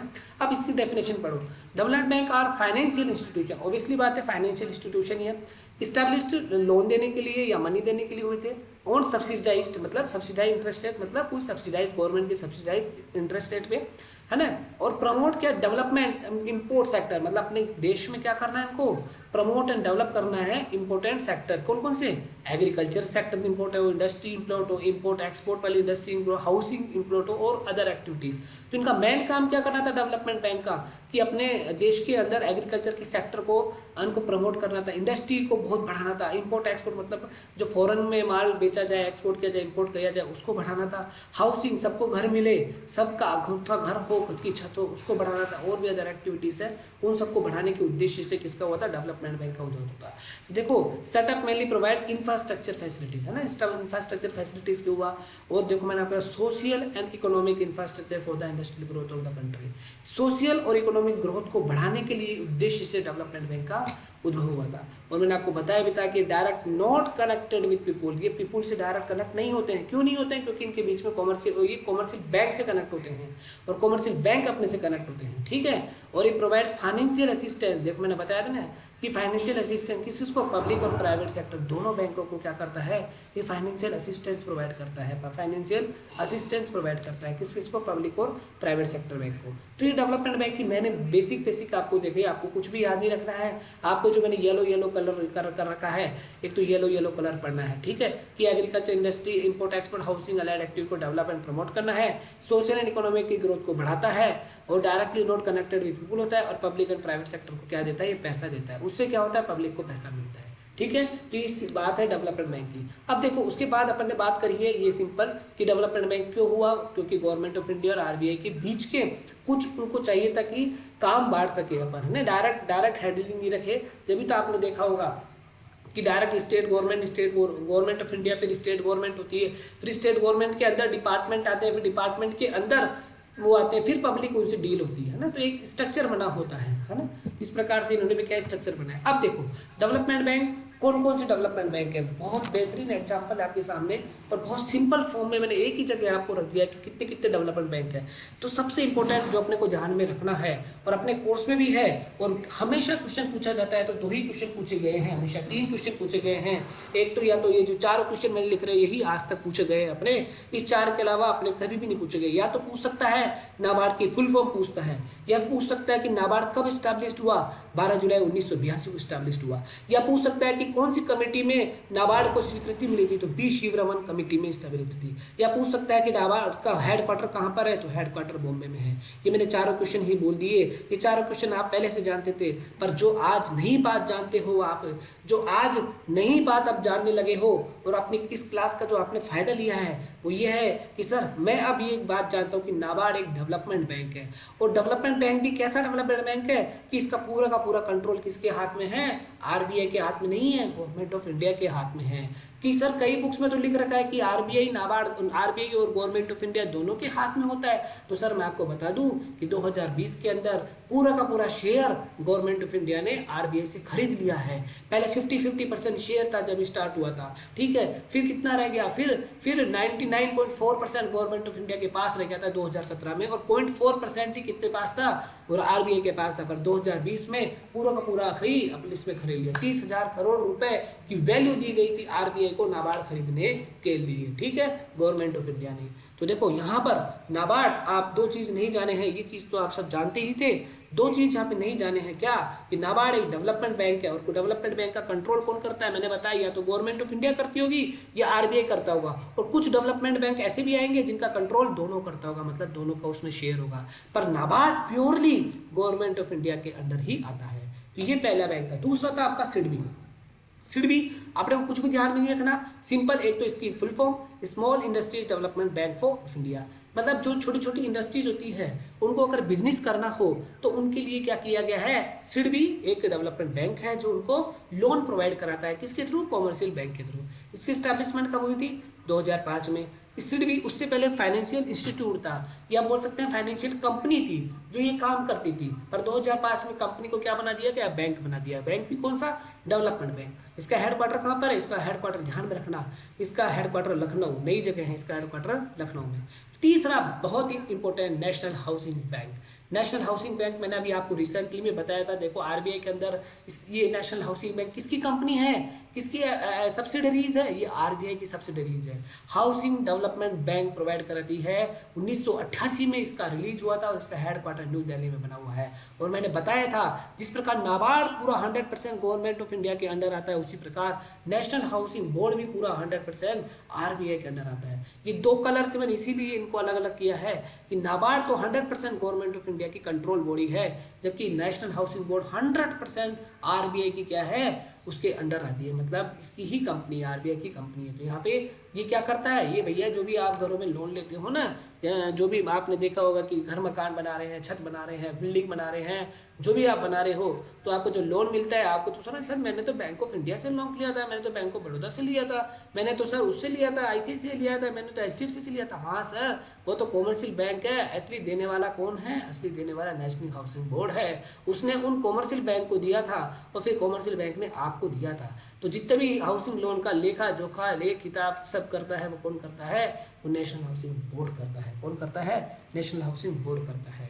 ये बात आपको आज नहीं बात पता पड़ी है, उम्मीद करता हूँ ये नाबार्ड और एनएचबी के बारे में ये चीज़ आपको पता पड़ी होगी। तीसरी की बात करूँ मैं, तीसरी बैंक भी बहुत इंपॉर्टेंट बैंक है, आपके सामने आने वाला है, और आने वाला है ये आपके सामने आईडीबीआई। क्या है, आईडीबीआई। अब यहाँ पे आईडीबीआई की मैं बात कर रहा हूँ, किसकी बात कर रहा हूँ, आईडीबीआई की बात कर रहा हूँ ना। देखो आईडीबीआई की फुल फॉर्म क्या है, आईडीबीआई की फुल फॉर्म है यहाँ पे industrial development bank of India. Industrial development bank of India कब स्टैब्लिश हुआ, 2 अप्रैल 2005, ठीक है। सॉरी इसकी इस्टेब्लिशमेंट है ना, चेंज नहीं हुआ, मैं आपको अपडेट कर दूंगा। इसका हेडक्वार्टर है बॉम्बे के अंदर, है ना, ठीक है। हेडक्वार्टर इसका सही है, बॉम्बे के अंदर है, ठीक है। अब देखो यहाँ पे ध्यान में रखना, ये भी इंडस्ट्रीज को प्रोवाइड करता है, ये भी इंडस्ट्रीज को प्रोवाइड करता है, ठीक है। पर ध्यान में रखना ये स्मॉल इंडस्ट्रीज के लिए है, ठीक है, और ये आईडीबीआई बड़ी बड़ी इंडस्ट्रीज के लिए है, ठीक है। इससे पहले जो मैं बताऊं क्या था, अभी एक एक्सिम बैंक पढ़ते हैं। एक्सिम बैंक क्या है, एक्सिम बैंक है export import bank of India, ठीक है। ये क्या करता है, फॉरेन ट्रेड करता है, जितने भी फॉरेन ट्रेड है ना, फॉरेन ट्रेड डेवलपमेंट बैंक भी कहते हैं इसको, क्या कहते हैं, फॉरेन ट्रेड डेवलपमेंट कहते हैं, क्या कहते हैं इसको, फॉरेन ट्रेड डेवलपमेंट बैंक भी कहते हैं। इसका एस्टेब्लिशमेंट कब हुआ, 1 जनवरी 1982। इसका मतलब 1982, ये भी 1982, मतलब 2 डेवलपमेंट बैंक ऐसे बैंक थे जो एक ही साल सबसे पहले बनाए गए थे, ठीक है। मतलब सबसे पहले क्या, मतलब दोनों बैंक एक साथ ही बनाए गए थे 1982 के अंदर। इसका भी हेडक्वार्टर बॉम्बे में, इसका भी हेडक्वार्टर बॉम्बे के अंदर है, ठीक है। उसके बाद आता है अपना आईएफसीआई। ये डेवलपमेंट बैंक सबसे पहला डेवलपमेंट बैंक के रूप में शामिल किया गया बैंक था, IFCI, industrial finance corporation of India. Actually IFCI पहले एक कंपनी थी जो लोन देने का काम करती थी, है ना। उसको बाद में क्या किया, गवर्नमेंट ने क्या किया, गवर्नमेंट ने यहाँ पे इनको बैंक में तब्दील कर दिया, मतलब बैंक में उसको कन्वर्ट कर दिया, है ना, 1 जुलाई 1948। और इसका हेडक्वार्टर कहाँ है? न्यू दिल्ली के अंदर है। एक और इसके अंदर काम करती है एक एसएफसी। एसएफसी मतलब स्टेट फाइनेंस कॉर्पोरेशन, जिसने अपने स्टेट अलग अलग स्टेट में क्या बना रहे हैं, 18 ऑफिस बना रखे हैं, ठीक है। ये भी कब स्टैब्लिश हुआ? 1952 के अंदर। अब देखो आपको क्या याद रखना है सर, ये इसको क्या सारा याद रखना है क्या? नहीं, इसको क्या क्या याद रखना है वो मैं आपको बता रहा हूँ, अपने लेवल पे क्या याद रखना है, ये आपको इंपॉर्टेंट ये समझाने के लिए। सबसे पहले आपको क्या याद रखना है इसके अंदर, आपको दो चीज़ तो याद रखनी है। तो नाबार्ड याद रखना है आपको पूरा, कि नाबार्ड तो पूरा का पूरा याद करना है। नाबार्ड के अंदर आपको ये याद रखना है कि नाबार्ड एक कौन सी बॉडी है, नाबार्ड एक कौन सी बॉडी है, नाबार्ड एक अपने अंदर डेवलपमेंट बैंक है और ये गवर्नमेंट ऑफ इंडिया के अंदर आती है। दूसरा नेशनल हाउसिंग बोर्ड, ये पूरी की पूरी आरबीआई के अंदर आती है। बाकी जो मैं चार बता रहा हूँ ये चार भी क्या है, डेवलपमेंट बैंक है, पर ये दोनों के अंदर आती है, मतलब गवर्नमेंट ऑफ इंडिया भी इसका कंट्रोल करता है और आरबीआई भी इसका कंट्रोल करता है ना। अब इसका शेयर अलग अलग है, हो सकता है किसी में आरबीआई का ज़्यादा हो सकता है किसी में गवर्नमेंट ऑफ इंडिया का ज़्यादा हो, ठीक है, पर अपने कुछ से मतलब नहीं है ना। अपने को इनसे क्या मतलब है, अपने को इनकी फुल सिडबी किससे क्या है, इसकी फुल फॉर्म क्या है, ये कब स्टैब्लिश्ड हुआ, एक्सिम क्या है, इसकी फुल फॉर्म क्या है और ये कब स्टैब्लिश्ड हुआ, आईएफसीआई की इसकी फुल फॉर्म क्या है, कब स्टैब्लिश्ड हुआ, ठीक है। और दूसरा आपको ये भी ध्यान रखना है, ये सब के सब कैसे हैं, ये सब के सब डेवलपमेंट बैंक है। क्या? डेवलपमेंट बैंक है। देखो NABARD, SIDBI, IDBI, NHB, Exim और आईएफसीआई, ये सारे के सारे एग्जाम्पल आपको ध्यान में रखना है। ये सारे के सारे एग्जाम्पल किसके हैं? डेवलपमेंट बैंक के हैं। मैंने एक ही तरफ लिख दिए, एक साथ आपको लिख दिए, बहुत ही सिंपल फॉर्म में आपको लिख दिए। और आज तक जितनी भी बार भी क्वेश्चन पूछा गया है वो नाबार्ड से ही पूछा गया है। इनमें से आज तक कभी भी क्वेश्चन नहीं आया, बस आ सकता है तो आपको कभी भी पूछ सकता है कि सिडबी की पूरी फुल मतलब इसका फुल फॉर्म क्या है। फुल फॉर्म का मतलब क्या होता है, सिडबी का फुल फॉर्म का मतलब क्या होता है कि इसकी पूरा नाम क्या है सिडबी का, ठीक है, ये आपसे पूछ सकता है ज़्यादा से ज़्यादा, ठीक है। ये आपको ध्यान में रखना होगा, है। होप ये बहुत अच्छा लगा होगा आपको, ठीक है। तो यहाँ से मैं आपसे दो तीन क्वेश्चन मैं आपसे कर सकता हूँ, आप मुझे आंसर दे दीजिएगा, है ना। यहाँ से मेरे दो तीन क्वेश्चन बनते हैं। पहला क्वेश्चन ये है, मुझे बताइए फटाफट से कि निम्न में से कौन अपना डेवलपमेंट बैंक नहीं है। निम्न में से कौन सा डेवलपमेंट बैंक नहीं है? पहला ऑप्शन आपके सामने डेवलपमेंट बैंक नहीं है। किस्मत अच्छी थी इनकी। निम्न में से कौन सा डेवलपमेंट बैंक नहीं है? पहला है आपके सामने नाबार्ड, दूसरा है एक्सिम, तीसरा है आपके सामने एचडीएफसी, चौथा है आपके सामने अपना सिडबी। ये चार ऑप्शन है, निम्न में से कौन सा डेवलपमेंट बैंक नहीं है? फटाफट से आंसर दीजिए। गुड, क्लियर हो गया बात, अब मेरी बात, ठीक है, गुड। सेकंड क्वेश्चन है आपके सामने, कोई बात नहीं है तो बता दीजिए। सेकंड क्वेश्चन सुन लीजिए। सेकंड क्वेश्चन आपके सामने कि निम्न में से बताइए कौन सा बैंक डायरेक्टली पब्लिक से कांटेक्ट में नहीं आता है। निम्न में से कौन सा बैंक डायरेक्टली पब्लिक से कांटेक्ट में नहीं आता है? पहला ऑप्शन आपके सामने आईडीबीआई, दूसरा ऑप्शन आपके सामने आईडीएफसी, तीसरा ऑप्शन है आपके सामने एचएसबीसी और चौथा ऑप्शन सामने एचडीएफसी। अभी चार ऑप्शन एक जैसे लग रहे हैं आपको, फटाफट से आंसर बताइए। आईडीएफसी, आईडीबीआई, एचडीएफसी, एचएसबीसी, चार ऑप्शन है आपके सामने। निम्न में से कौन सा बैंक है जो डायरेक्ट पब्लिक के कॉन्टैक्ट में नहीं आता है? संगारिका शर्मा, एचडीएफसी तो आपका अकाउंट खुला हुआ है। पुखराज कुमार जी, एचडीएफसी बैंक में तो आपका अकाउंट खुला हुआ है। मेरे भी अकाउंट खुले हुए हैं एचडीएफसी में। तो मैंने बोला कि निम्न में से कौन सा ऐसा बैंक है जो डायरेक्ट पब्लिक के कांटेक्ट में नहीं आता है? पहला आईडीबीआई है, दूसरा एचडीएफसी है, तीसरा आपके सामने एचएसबीसी है ना, और आईसीडीआई है ना। चार ऑप्शन है, तो बिल्कुल आपका आंसर सही है। IDBI is the correct answer. IDBI बिल्कुल करेक्ट आंसर है। आईडीबीआई क्यों? क्योंकि ये डेवलपमेंट बैंक है। आपने कभी आईडीबीआई में खाता खुला है क्या, जो आप सोच रहे हो, है ना? आईडीबीआई में अपने खाता नहीं खोला है, इसका आंसर इसलिए क्या चल गया। तो इस तरीके से क्वेश्चन आप ध्यान में रखना कि कौन से डेवलपमेंट बैंक है और कौन से डेवलपमेंट बैंक है और कौन से अपने पब्लिक सेक्टर या प्राइवेट सेक्टर बैंक है। ये बहुत ही डिफरेंस आपको आज की क्लास में आपको पता पड़ा होगा, ठीक है। तो आगे चलते हैं अपना नेक्स्ट क्लास के नेक्स्ट अपने टॉपिक के अंदर। देखिए एक सेकेंड, मेरे को पर्सनल मैसेज लेते हैं।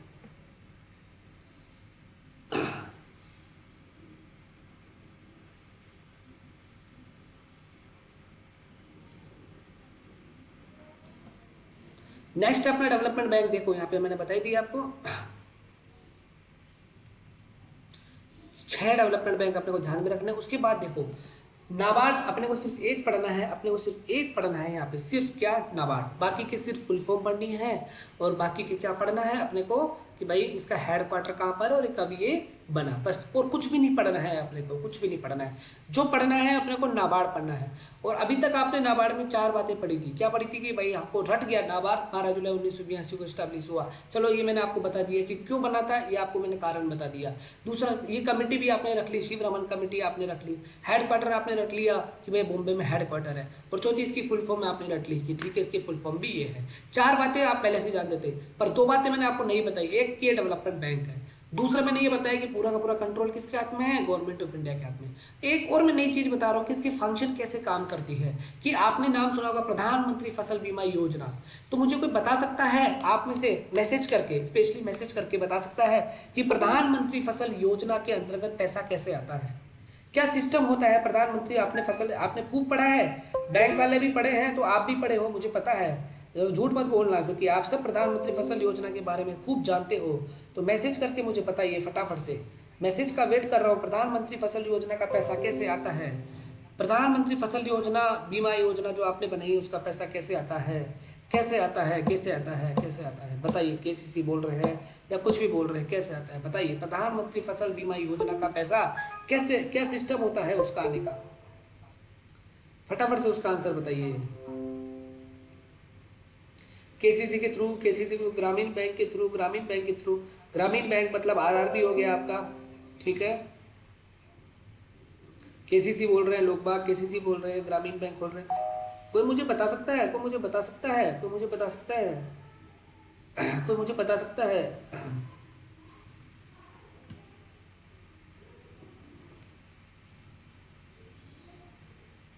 कि केसीसी के थ्रू कैसे कैसे आता है।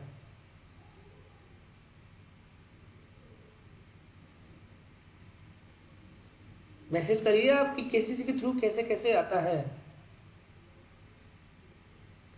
ये केसीसी क्या कोई आपका पर्सनल बैंक है क्या, कोई पर्सनल बैंक है क्या केसीसी? नहीं, केसीसी आपका एक स्कीम है, ठीक है, जिसमें आपने क्या कर रखा है, जिसमें आपने क्या कर रखा है, आपने अकाउंट खोल रखा होगा, आपका अकाउंट। तो आपका अकाउंट ऑब्वियसली बात है या तो पब्लिक सेक्टर में होगा, ऑब्वियसली पब्लिक सेक्टर में ही होगा, प्राइवेट सेक्टर में तो केसीसी को लेते नहीं होंगे, पब्लिक सेक्टर में ही होगा। पब्लिक सेक्टर या तो बैंक ऑफ बड़ौदा या फिर अपने जितने भी नेशनलाइजेशन बैंक थे उनमें ही आपके अकाउंट खुले होंगे, फिर उनमें ही केसीसी अकाउंट खुला होगा और उसके अंदर पैसा आप बोल रहे हैं ना। तो भैया उसके अंदर भी पैसा कहाँ से आता है? चलो आप बोल रहे हो केसीसी के थ्रू आता है, तो मैं आपसे एक और आगे एडवांस पूछ रहा हूँ कि सर ये केसीसी के अंदर पैसा जो आ रहा है प्रधानमंत्री फसल बीमा योजना का, वो पैसा आ कहाँ से रहा है बताओ, वो पैसा आ कहाँ से रहा है? Government to NABARD, NABARD to RRB. Good, अब आपको पता पड़ ही गया, गवर्नमेंट टू अवार्ड दिख रहा है सामने स्क्रीन पर, इसलिए सब यही बोल रहे हैं, government to NABARD, NABARD to RRB. Good good good. अब देखो इस चीज को समझो, ये था मेरा पहला क्वेश्चन। दूसरा मैं आपसे पूछता हूँ, आपने अभी भी देखा होगा माइक्रो इरिगेशन फंड, नाम सुना होगा। अभी रिसेंटली लास्ट 2017-18 में माइक्रो इरिगेशन फंड कितना किया, ये नहीं पूछ रहा कितने अमाउंट किया है, 5,000 करोड़ रुपए डाला गया है, ठीक है। वो उसका मोटो क्या था, उस माइक्रो इरिगेशन फंड का मोटो क्या था, किसी को पता है क्या? जब वो स्कीम लाई गई थी बजट के अंदर तो किस मोटो के नाम से लाई गई थी? एनीबडी, किसी को पता है? स्पेशली बैंक की तैयारी कर रहे हैं, स्वीटी वगैरह वगैरह, जो आपको पता है कि उसका मोटो क्या था? माइक्रो इरिगेशन फंड जो भी सरकार ने रिलीज किया था, जिसके अंदर पैसा डाला गया था, उस किस मोटो के नाम से? Very good, Vikrant Khandelwal is the very good answer. आपका आंसर बिल्कुल ठीक है, बिल्कुल एग्जैक्टली आपने बिल्कुल सही आंसर दिया। पुखराज आपका भी बिल्कुल आंसर ठीक है, पर ड्रॉप मोर को, पर ड्रॉप मोर क्रॉप, बिल्कुल करेक्ट आंसर। देखो अभी आपके पढ़े हुए लग रहे हैं तो आप आराम से कोरिलेट कर पाओगे फंक्शंस को। अरे सर आपने पढ़ लिया कि प्रधानमंत्री फसल बीमा योजना, आपने ये पढ़ लिया पर ड्रॉप मोर क्रॉप, ये स्कीम आई तो है, पर इसका मतलब क्या है, इसका पर्पस क्या है, इसका फ्लो पैसा क्या है? आप मुझे ये बताइए, यस नो में कमेंट करके मुझे बोलना कि एज ए एग्रीकल्चर स्टूडेंट, या चलो एग्रीकल्चर स्टूडेंट भी छोड़ो, एज ए अपन रूरल बैकग्राउंड रखते हैं, या अपन आने वाले फ्यूचर में अगर एक अपन चाहते हैं कि किसानों के लिए या अपन इस फील्ड के लिए कुछ कर सके, तो ये इन्फॉर्मेशन अपने को होनी चाहिए, नहीं होनी चाहिए कि भाई पर ड्रॉप पर मोर का पैसा कैसे फ्लो होता है, प्रधानमंत्री फसल बीमा का योजना कैसे पैसा होता है? यस नो में मुझे बताइए, रटने से ही काम चल जाएगा क्या, मुझे बताओ। क्या इतनी सी इन्फॉर्मेशन क्या आपको आपको सिलेक्शन तो करा देगी? आप प्री पीजी में एमएससी में भी चल जाओगे, अरे वहाँ पे एमएससी करने के बाद क्या करोगे? क्या जीवन में क्या थीसिस करना ही आपका उद्देश्य है क्या? थीसिस करके क्या डिग्री लेना ही, क्या गोल्ड मेडल लेना ही आपका उद्देश्य है क्या?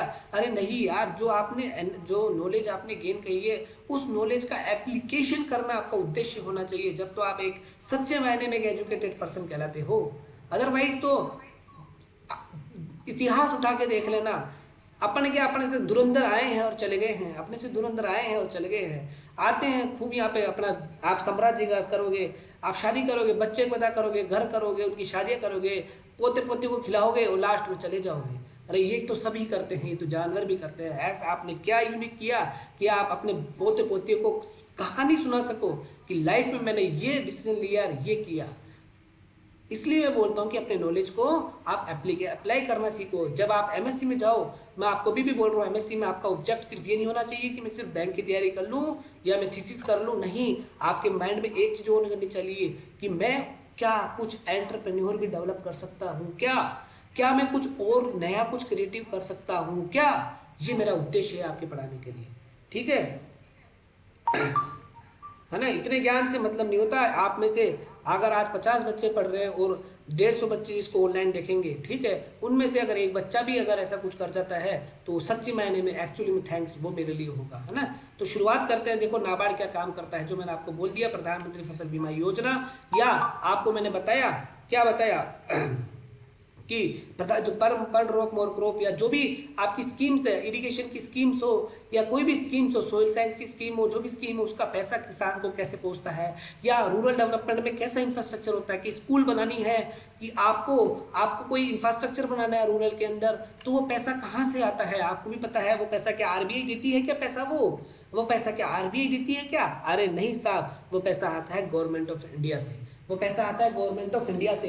अब गवर्नमेंट ऑफ इंडिया क्या डायरेक्ट आपके वहाँ पे गवर्नमेंट ऑफ इंडिया के स्टाफ आएगा काम करने के लिए आपके गांव के अंदर, और गांव के अंदर वो जाएगा? नहीं साहब, वो काम किया जाता है। वो असली मैंने बोला कि उसने डेवलपमेंट बैंक बना रखा है, उस डेवलपमेंट बैंक का नाम है नाबार्ड। क्या नाम है? नाबार्ड। नाबार्ड बहुत बड़ा है, बहुत बड़े लेवल पे काम करता है। इसकी वैल्यू देखो, 30,000 करोड़ रुपए आरबीआई को देखे, गवर्नमेंट ऑफ इंडिया ने इसको अपना पर्सनली खरीदा है। कितने करोड़ रुपए? 30,000 करोड़ रुपए आरबीआई को इसने दिए हैं। किसने? गवर्नमेंट ऑफ इंडिया ने। क्यों? कि नहीं, नाबार्ड को हम कंट्रोल करेंगे, आरबीआई का कोई रूल्स रेगुलेशन नहीं होना चाहिए इसमें। तो नाबार्ड क्या अब इतने बड़े लेवल पे काम करता है, तो क्या अकेले लेवल पे काम करेगा? नहीं। तो इसने नाबार्ड ने क्या कर रखा है, अलग अलग क्या कर रखा है, एसोसिएट, एक इसका एसोसिएट बना रखा है और 4 इसकी सब्सिडरीज बना रखी है। अब ये एसोसिएट सब्सिडरीज क्या होता है? कुछ भी नहीं, सिंपल भाषा में समझो कि नाबार्ड के अंदर काम करने वाली कंपनीज है। क्या है कि नाबार्ड के अंदर काम करने वाली ये कंपनीज है। तो पहली कंपनी का नाम क्या है? यहाँ पे नाम दिख रहा होगा, बर्ड। क्या नाम है? Bird, bankers institute of rural development. इसका मतलब है कि रूरल डेवलपमेंट पे जो भी पैसा खर्च होगा वो यहाँ पे कौन से एसोसिएट काम देगा? वो बर्ड के थ्रू आएगा। किसके थ्रू आएगा पैसा? वो बर्ड के थ्रू। इसका मतलब गवर्नमेंट ऑफ इंडिया नाबार्ड में पैसा देगी, और नाबार्ड किसको पैसा देगा? बर्ड पे पैसा डालेगा, और ये बर्ड के थ्रू क्या होगा? यहाँ पे रूरल में काम होता है। इसका हेडक्वार्टर कहाँ पे है? लखनऊ में। 1983 मतलब 12 जुलाई 1982 के अंदर जब नाबार्ड स्टैब्लिश हुई थी, तो हैंड टू हैंड बर्ड को बना दिया गया था। हैंड टू हैंड बर्ड को बना दिया गया। रूरल के जितने भी काम देखते हो आप, अब ये काम क्या खुद के किसको देता है? ये वाला काम ये देता है आरआरबी को देता है। ये बर्ड किसको पैसा देता है? नाबार्ड से बर्ड पैसा देता है आरआरबी को, और आरआरबी वहाँ पे रूरल लेवल पे क्या कराता है? काम करवाता है। क्या करवाता है? काम करवाता है। वहां से आरआरबी के थ्रू कुछ काम करना हो तो वहां पे आरआरबी के थ्रू होता है, ठीक है। अब बात करते हैं सब्सिडरी से। भी कंपनीज है, एसोसिएट से ये डायरेक्ट जुड़े हुए हैं और ये इनडायरेक्टली जुड़े हुए हैं। तो 4 सब्सिडरीज है। अब 4 सब्सिडरीज नाम लेते ही आपके सामने आप खुश हो जाओगे उसको देखते ही। देखो ये है आपके सामने 4 सब्सिडरीज। पहला है नापकॉन्स, नाफिन्स, नाप किसान, एबीएफएल। हो सकता है कि आप लाइफ में पहली बार सुन रहे होंगे, सर ये तो क्या इंटरेस्टिंग चीज बता दी आपने, ये तो हमने पहली बार सुन रहे हैं। नापकॉन्स क्या होती है, नापफिन्स क्या होते हैं, नाप किसान क्या होते हैं, एबीएफएल क्या होता है, ये पॉइंट ऑफ इंफॉर्मेशन बताओ। नापकॉन्स एक कंपनी है, सब्सिडरीज है किसकी? नाबार्ड की। इसकी फुल फॉर्म देखो क्या है? NABARD consultancy services. इसका मतलब क्या होता है कि ये जो रूरल में है, जो एग्रीकल्चर के किसान है, जो भी है, उनको ये कंसल्टेंसी सर्विस प्रोवाइड करता है। उन बैंकों के पास, बैंकों को ये बोलता है कि आप ग्रामीण में जाओ, आप ऐसी जगह जाओ वहाँ पे कैंप लगाओ और वहाँ पे लोगों को इन्फॉर्म करो, कंसल्टेंसी दो, कैसे खाता खोला जाता है, क्या स्कीम होती है, कोई स्कीम से नाबार्ड की तो उसका आप डेमोन्स्ट्रेशन करो, आप उसको एक्सपोज करो, ये काम कौन करता है, नाप कौन करता है। जब भी आपने देखा होगा, कई बार देखा होगा कि आरआर भी गाँव में जाके कभी कभी कैंप लगाना पड़ता है उनको, उस कैंप के अंदर लोगों को बुलाना पड़ता है, मीटिंग रखते हैं, तो सब किसके अंदर आती है, नाबार्ड को, नाप कौन आते हैं। आपने तो कभी केवल बस मीटिंग देख ली, हाँ भाई कोई बैंक के आए हैं मीटिंग करने आए हैं, बस चल गए, ये उद्देश्य नहीं कि उसके पीछे क्या उद्देश्य है, उसके पीछे खर्चा पानी का कौन पैसा दे रहा है, जो बंदा आ रहा है उसका किराया विराया कौन दे रहा है, वो सब देता है नाबार्ड कंसल्टेंसी सर्विसेज, नापकॉन्स कंपनी है। दूसरी नाफिन्स, नाबार्ड फिनांस सर्विसेज, ये क्या करती है, ये फिनांस में काम करती है कि पैसा लेन देन से रिलेटेड जो भी काम होता है वो ये वाली कंपनी काम करती है। और तीसरा होती है नाब किसान। क्या होती है, नाब किसान। नाब किसान का क्या मतलब होता है कि नाबार्ड किसान फाइनेंस लिमिटेड, किसान से रिलेटेड जो भी फाइनेंस कम कर रहा है, किसान की बात कर रहा हूँ मैं, अभी तक एग्रीकल्चर की बात नहीं कर रहा, क्योंकि सारे किसान एग्रीकल्चर करते हैं ये जरूरी नहीं है, पर सारे किसान एग्रीकल्चर करते हैं, दोबारा सुनिए, सारे किसान एग्रीकल्चर होते हैं करते हैं ये कोई जरूरत नहीं है, एग्री बिजनेस करते हैं जरूरी नहीं है। किसान तो वो भी होते हैं जो सिर्फ उगाया और खुद के लिए खाना खाया बस खत्म, उसको भी किसान कहते हैं अपन। तो ये सिर्फ नाब किसान सिर्फ किसानों को फाइनेंस प्रोवाइड करती है। पर ऐसे किसान जो बिजनेस करना चाहते हैं एग्रीकल्चर के अंदर, एग्रीकल्चर के अंदर कुछ करना चाहते हैं, तो उसके लिए अलग से कंपनी बना रखी है ABFL, agri business finance limited. तो ये 4 सब्सिडरीज है जो किसकी है, वो नाबार्ड की ही कंपनियां हैं, जिनका काम बांट दिया। कुल मिलाकर बात, ये सारा काम किसका है, ये सारा काम नाबार्ड का ही है। पर नाबार्ड क्या अकेले काम कर सकती है क्या, नहीं कर सकती, इसने काम बांट दिया। आप चाहे तो उसको याद रखना, आप चाहे तो याद मत रखना, आप सिंपल याद रखो कि भैया रूरल और एग्रीकल्चर के जो अपन पढ़ ही रहे हैं, नाबार्ड मतलब नेशनल एग्रीकल्चर बैंक फॉर किसमें, एग्रीकल्चर रूरल डेवलपमेंट, मतलब रूरल और एग्रीकल्चर डेवलपमेंट के लिए जो भी काम होता है वो कौन करता है, नाबार्ड करती है। आपको इतना पता था, आप इतना भी याद रख सकते हो। थोड़ा सा और डिटेल में जाना है तो आप ये याद रख सकते हो कि भैया उसकी खुद की कंपनीज है। वो कंपनीज क्या क्या है, एक तो बर्ड कंपनी है जो इंफ्रास्ट्रक्चर से रिलेटेड काम करती है ना, और दूसरी कौन सी कंपनी, सब्सिडरीज है। सब्सिडरीज में ये 4 कंपनी अलग अलग प्रोवाइड करती है। तो आप मुझे बताइए, इसके आगे बढ़ूं तो ये इंफॉर्मेशन आपके लिए यूजफुल रही या यूजफुल नहीं रही, इससे पहले बाद में बताना। अभी इसके बाद एक स्लाइड और पढ़ लेते हैं अपन, सॉरी ये वाली स्लाइड्स, कौन सी, ये वाली स्लाइड्स देखो, national bank for agriculture rural development. अब ये 3 प्रकार के फंड देती है, ठीक है, जो अभी 4 कंपनियां दिखी ना उसमें फंड डाल दिए। तो ये फंड कैसे होते हैं, जैसे मैंने आपको एक नाम से बताया, मैंने आपको मुझसे शादी करोगी मूवी देखी है आपने, हाँ बिल्कुल देखी होगी, जिसमें सलमान खान साहब थे और ना सलमान खान थे, अक्षय कुमार थे, है ना, मुझसे शादी करो में। तो सलमान खान का जो कमरा था तो आपने नोटिस किया होगा, उसने 3 वो रख रखे थे, सलमान खान था या, हाँ सलमान खान ने 3 वो रख रखी थी, है ना, गुल्लक रख रखी थी। उसमें लिख रखा था ये माँ के बीमारी का इलाज के लिए, ये बहन की शादी के लिए पैसा इकट्ठा करना है, और ये बहन की पढ़ाई के लिए पैसा इकट्ठा करना है। 3 गुल्लकें रख रखी थी, है ना, उसमें उस हिसाब से पैसा डालता रहता था, ठीक है। तो यहाँ भी नाबार्ड क्या करता है, उसके पास 3 गुल्लकें हैं, क्या है, 3 गुल्लकें हैं, और वो पैसा इसमें डालता रहता है, इसमें डालता रहता है, 3 गुल्लकों के अंदर पैसा डालता है। तो पहली गुल्लक का नाम है उसका RIDF, इसका फुल फॉर्म है रूरल इंफ्रास्ट्रक्चर डेवलपमेंट फंड, मतलब ऐसा फंड जिसके अंदर रूरल से रिलेटेड जो भी इसको इंफ्रास्ट्रक्चर करना है, डेवलप करना है, तो वो RIDF के अंदर फंड डाला जाता है। किसके अंदर डाला जाता है, RIDF के अंदर फंड डाला जाता है। और 30,000 करोड़ रुपए इसमें डाला गया था पिछले फाइनेंशियल ईयर में। और ये किसके थ्रू खर्च होता है, ये RRB खर्च करता है। कौन खर्च करता है इसको, RRB खर्च करता है। दूसरा उसका गुल्लक क्या फंड है, LTIF, long term irrigation fund, जो मैं बात कर रहा था प्रधानमंत्री फसल बीमा योजना। तो प्रधानमंत्री फसल बीमा योजना और जो बिग सब्सिडीज है, बड़ी बड़ी सब्सिडीज है, जो सेंट्रल गवर्नमेंट की सब्सिडीज है, मैं स्टेट गवर्नमेंट की बात नहीं कर रहा हूँ, मैं यहाँ पे बात कर रहा हूँ सेंट्रल गवर्नमेंट की, क्योंकि नाबार्ड इज ए बॉडी जो किसके अंडर में आती है, सेंट्रल गवर्नमेंट के अंदर आती है, आपकी स्टेट गवर्नमेंट के अंदर नहीं आती है। तो सेंट्रल गवर्नमेंट क्या करता है, ये फंड का पैसा किस में डालता है, LTIF फंड में डालता है। और आपको पता होना चाहिए 2016-17 में जब इसका इरिगेशन जब स्टार्ट हुआ था इस फंड को, तो 40,000 करोड़ रुपए डाले गए थे। पहले साल 20,000 करोड़ रुपए, उसके अगले साल 20,000 करोड़, टोटल 40,000 करोड़ रुपए प्रधानमंत्री फसल बीमा योजना में डाले गए। तो ये 40,000 करोड़ रुपए कई बार क्वेश्चन पूछा जा चुका है बैंकिंग के लिए, है ना, अपने तो केवल इंफॉर्मेशन ध्यान में रखना है। तो देखो प्रधानमंत्री फसल बीमा योजना का जो पैसा आता है वो नाबार्ड देता है। नाबार्ड किसके रूप में देता है, इस फंड के रूप में देता है, LTIF। और LTIF आपके कॉमर्शियल बैंक को देती है, वो आपको बैंक ऑफ बड़ौदा को दे सकती है, सारे बैंकों को देती है ना। तो जो प्रधानमंत्री जो आपके KCC जो बना रखे हो जिस बैंक पे, फिर उसके थ्रू LTIF से फंड आता है। ठीक है। और तीसरा है माइक्रो इरिगेशन फंड, जो 2017-18 में गवर्नमेंट ने स्टार्ट किया था। 5,000 कैपिटल पूंजी से इसमें डाला गया था। आप कितने रुपए डाले थे? 5,000 रुपए।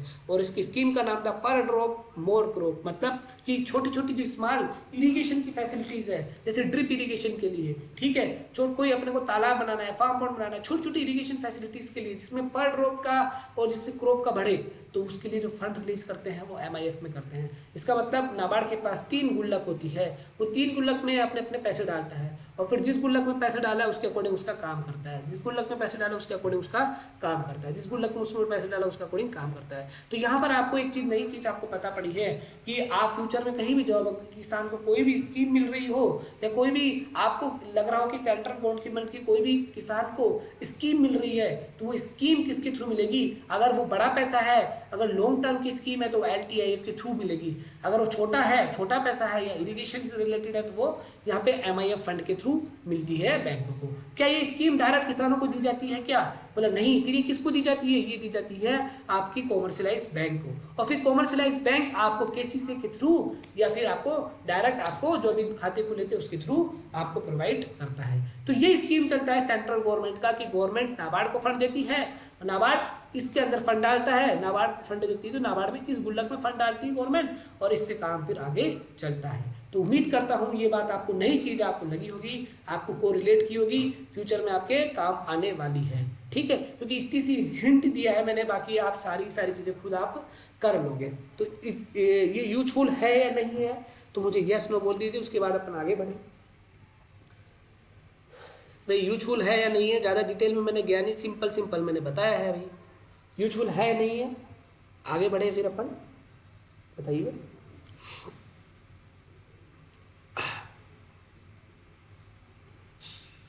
यस, ठीक है, गुड। अब आपके सामने है फॉरेन बैंक। देखो अपन ने क्या क्या पढ़ लिए, वापस मैं आपको बता रहा हूँ। अपने इंपॉर्टेंट कोर्स में आपको लगा है कि सॉरी तो बहुत डिटेल में नहीं, कोई डिटेल में नहीं पढ़ा है अपन ने क्या क्या पढ़ा है। देखो सबसे पहले अपन ने SBI पढ़ा है, अपने कोर्स में है। दूसरा अपने RBI पढ़ा है, वो भी अपने कोर्स में है। तीसरा अपन ने RRB पढ़ा है, वो भी अपने कोर्स में है। चौथा अपने कोऑपरेटिव बैंक पढ़ा है, वो भी अपने कोर्स में है। बस हल्का सा अपने डेवलपमेंट बैंक का थोड़ा सा आइडिया ले लिया, एक्चुअली में तो कोर्स में तो है ही, पर अपन ने क्या कर लिया, आइडिया ले लिया फॉरेन बैंक, वो क्या, डेवलपमेंट बैंक का।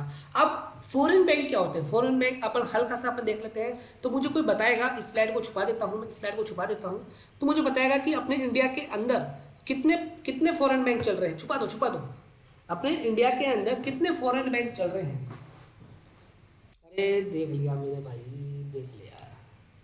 ये HK कुमावत और ये जो निखिल कुमार बता रहे हैं आंसर, तो मुझे बताइए क्या आप पहले से जानते थे क्या? सच बताइए, सच बताइए। नहीं जानते थे ना, देख लिया, कॉपी कर। तो नहीं जानते तो लिखने की क्या जरूरत थी, सबको सोचने का मौका देते कि अपने इंडिया के अंदर कौन सा फॉरेन बैंक है। तो आप मुझे कोई 2-4 फॉरेन बैंक के नाम बता सकते हैं, कोई लिख सकते हैं कि भाई फॉरेन बैंक में, या आपका किसी फॉरेन बैंक में अकाउंट हो तो बताओ।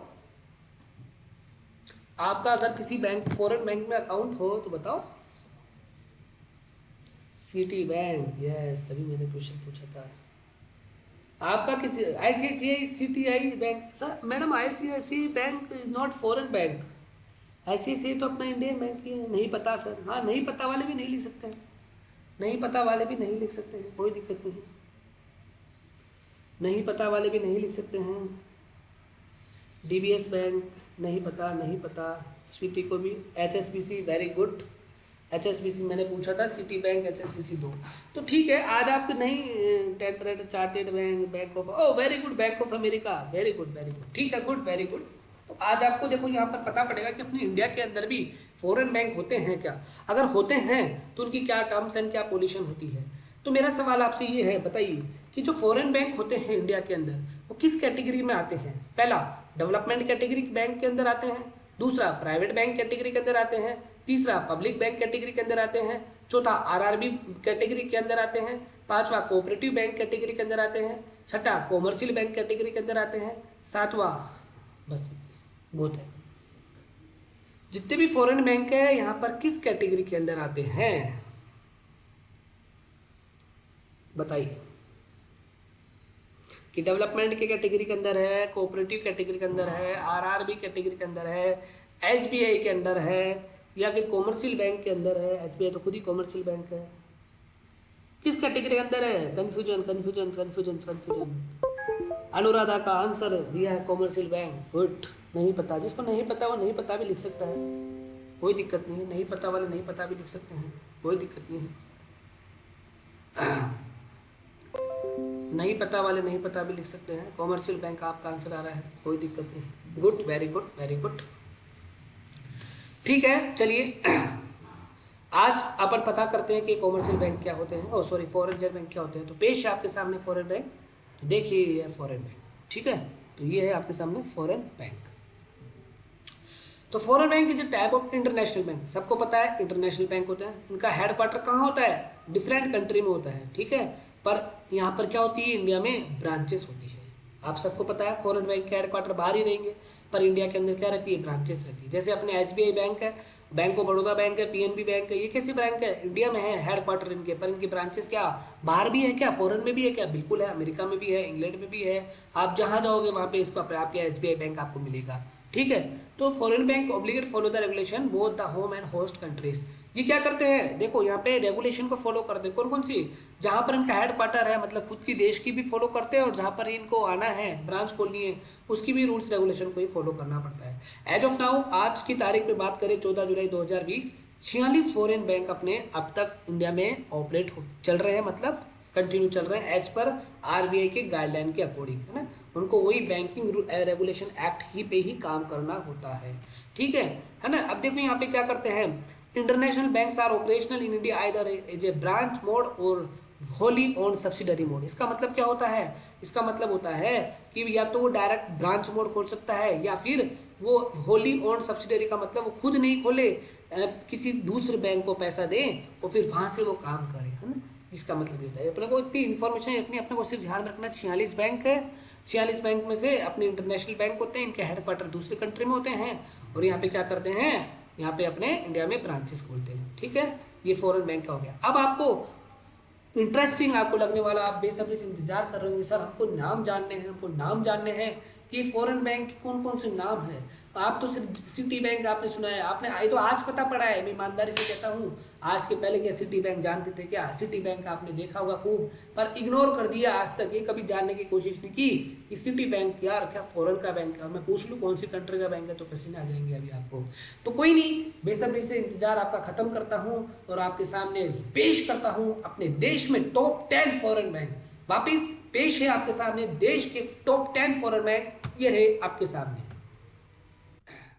ये रहे आपके सामने। कहाँ गए? एक सेकेंड। ये रहे आपके सामने देश के टॉप 10 फॉरेन बैंक। सबसे पहला Citi bank, standard chartered bank, HFC bank, Deutsche bank, NatWest markets PLC, DBS bank, DBS भी आपने कहीं सुना होगा, Barclays bank, bank of America, bank of Bahrain and Kuwait, Doha bank.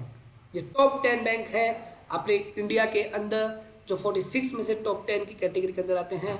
और इस top 10 के आपने ये इनके लोगो है, कहीं ना कहीं आपने देखे होंगे। और स्पेशली सिटी बैंक के आपने, मैं गारंटी से बोलता हूँ, नहीं तो जयपुर में चल जाइए एमआई रोड पे, आपको एक बड़ा सारा सिटी बैंक दिखेगा इस तरह का लोगो करा हुआ, है ना। मैं भी नहीं जानता था, पर जब मैंने पढ़ाई करी जब मुझे पता पड़ा, अरे यार ये तो अपना इंटरनेशनल बैंक है, ठीक है। एचएसबीसी भी आप कंफ्यूज मत होना ना, ये एचएसबीसी एचडीएफसी एक जैसा लगता है, पर एग्जाम में मैं आपको कंफ्यूज करूँगा। तो आप अंदाज़ा लगाना कि देना बैंक डीबीएस, इसका ध्यान रखना। दोहा बैंक अपना बांग्लादेश का ही ध्यान में रखना, है ना। आपको ये कोई भी ध्यान में रखना है कि इनका हेडक्वार्टर कहाँ पर है, ये कौन सी कंट्री से आते हैं, ये कुछ भी ध्यान में नहीं रखना है अपने कोर्स में। अपने को सिर्फ इनके नाम ध्यान में रखने हैं इस टॉप 10 में, जिसमें भी सिटी बैंक ध्यान में रखना है, एचएसबीसी ध्यान में रखना है, दोहा बैंक ध्यान रखना है, और बैंक ऑफ अमेरिका ध्यान में रखना है। ये स्टैंडर्ड चार्टर्ड बैंक भी ध्यान में रख लेना है। सिर्फ 4 या 5 बैंक अपने को ध्यान में रखने हैं बस, कि केवल अपने क्वेश्चन आ जाए तो इस तरीके से अपन उस क्वेश्चन से निकल जाए। तो ये थे आपके सामने टॉप 10 फॉरेन बैंक। तो आप टॉप 10 फॉरेन बैंक से मिलके आपको कैसा लगा? क्या आप टॉप 10 में से किसी का खाता है क्या आपका? टॉप 10 बैंक में से किसी का खाता है क्या आपका? अब खुलवा लेंगे सर। आप खुलवा लेंगे। तो आपने ये नहीं पूछा, आपने ये नहीं पूछा कि सर ये अपने इतने सारे प्राइवेट बैंक, पब्लिक बैंक होते हुए भी ये फॉरेन के बैंक अपने इंडिया में क्यों आते हैं खोलने। तो क्योंकि उनको पता है कि इंडिया के बैंक वाले तो इंडिया में खोलेंगे, फॉरेन में क्यों खोलेगा बैंक। कौन आंसर बताएगा इसका? आंसर बोल के बता सकते हो आप, लिख के मत बताना, बोल के बता सकते हो। बताइए। आपने सोचा, अरे मन में तो आ ही जाता है यार, जैसे मेरे मन में भी आया यार ये फॉरेन बैंक अपने इंडिया में आके क्यों खोल रहे हैं। भाई अब मेरे को ही बोले मेरे पास अकाउंट नहीं है, ठीक है, पर मेरे को क्या करना है, मेरे को क्या करना है, मेरे को अकाउंट खोलना है, तो मैं पास ऑप्शन है यार, तो मैं फॉरेन बैंक में अकाउंट क्यों खोलूंगा, मैं तो मेरे अपने इंडिया के बैंक में अकाउंट खोलूंगा ना। आप बोल के बताइए इसका आंसर। पैसे भेजने होते होंगे सर बाहर। बताइए बताइए। पैसे बैंक में तो एसबीआई भी बैंक अपना जो उसकी ब्रांचेस वहाँ पे हैं जहाँ पे उसको पैसे भेजने हैं। बैंक ऑफ बड़ौदा भी है, बैंक ऑफ अपना पीएनबी बैंक में भी बहुत सारे फॉरेन के अंदर ब्रांचेस हैं। ऐसा क्यों?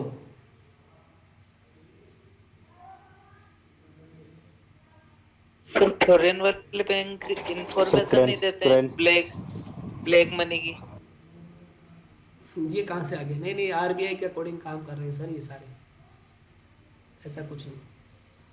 तो चेंज करते होंगे ना ये फॉरेन, क्या क्या चीज़? जो फॉरेन की करेंसी है उसको चेंज करते होंगे। उसके लिए तो अलग से डिपार्टमेंट बना हुआ है एक, फॉरेन की करेंसी चेंज करने के लिए। सर जिस देश का जो बैंक है उस देश के कस्टमर होंगे अपने देश में, तब खोला होगा bank. Yes absolutely right, yes यही है इसका आंसर है। मैंने आपको हिंट भी दिया कि भाई मैं इंडिया का हूँ और मेरे को बैंक अकाउंट खोलना है या बैंक में मेरे को कुछ ट्रांजेक्शन करना है, तो मैं किस में काम करूँगा? जो इंडिया के बैंक है। ओबियसली इंडिया के अंदर फॉरेन के लोग आके भी तो रहते हैं, फॉरेन के लोग भी तो यहाँ पे नौकरी करते हैं, तो वो ओबियसली किस में अकाउंट खोलेंगे या उनका ट्रांजेक्शन किससे होगा? उनके खुद के बैंक से।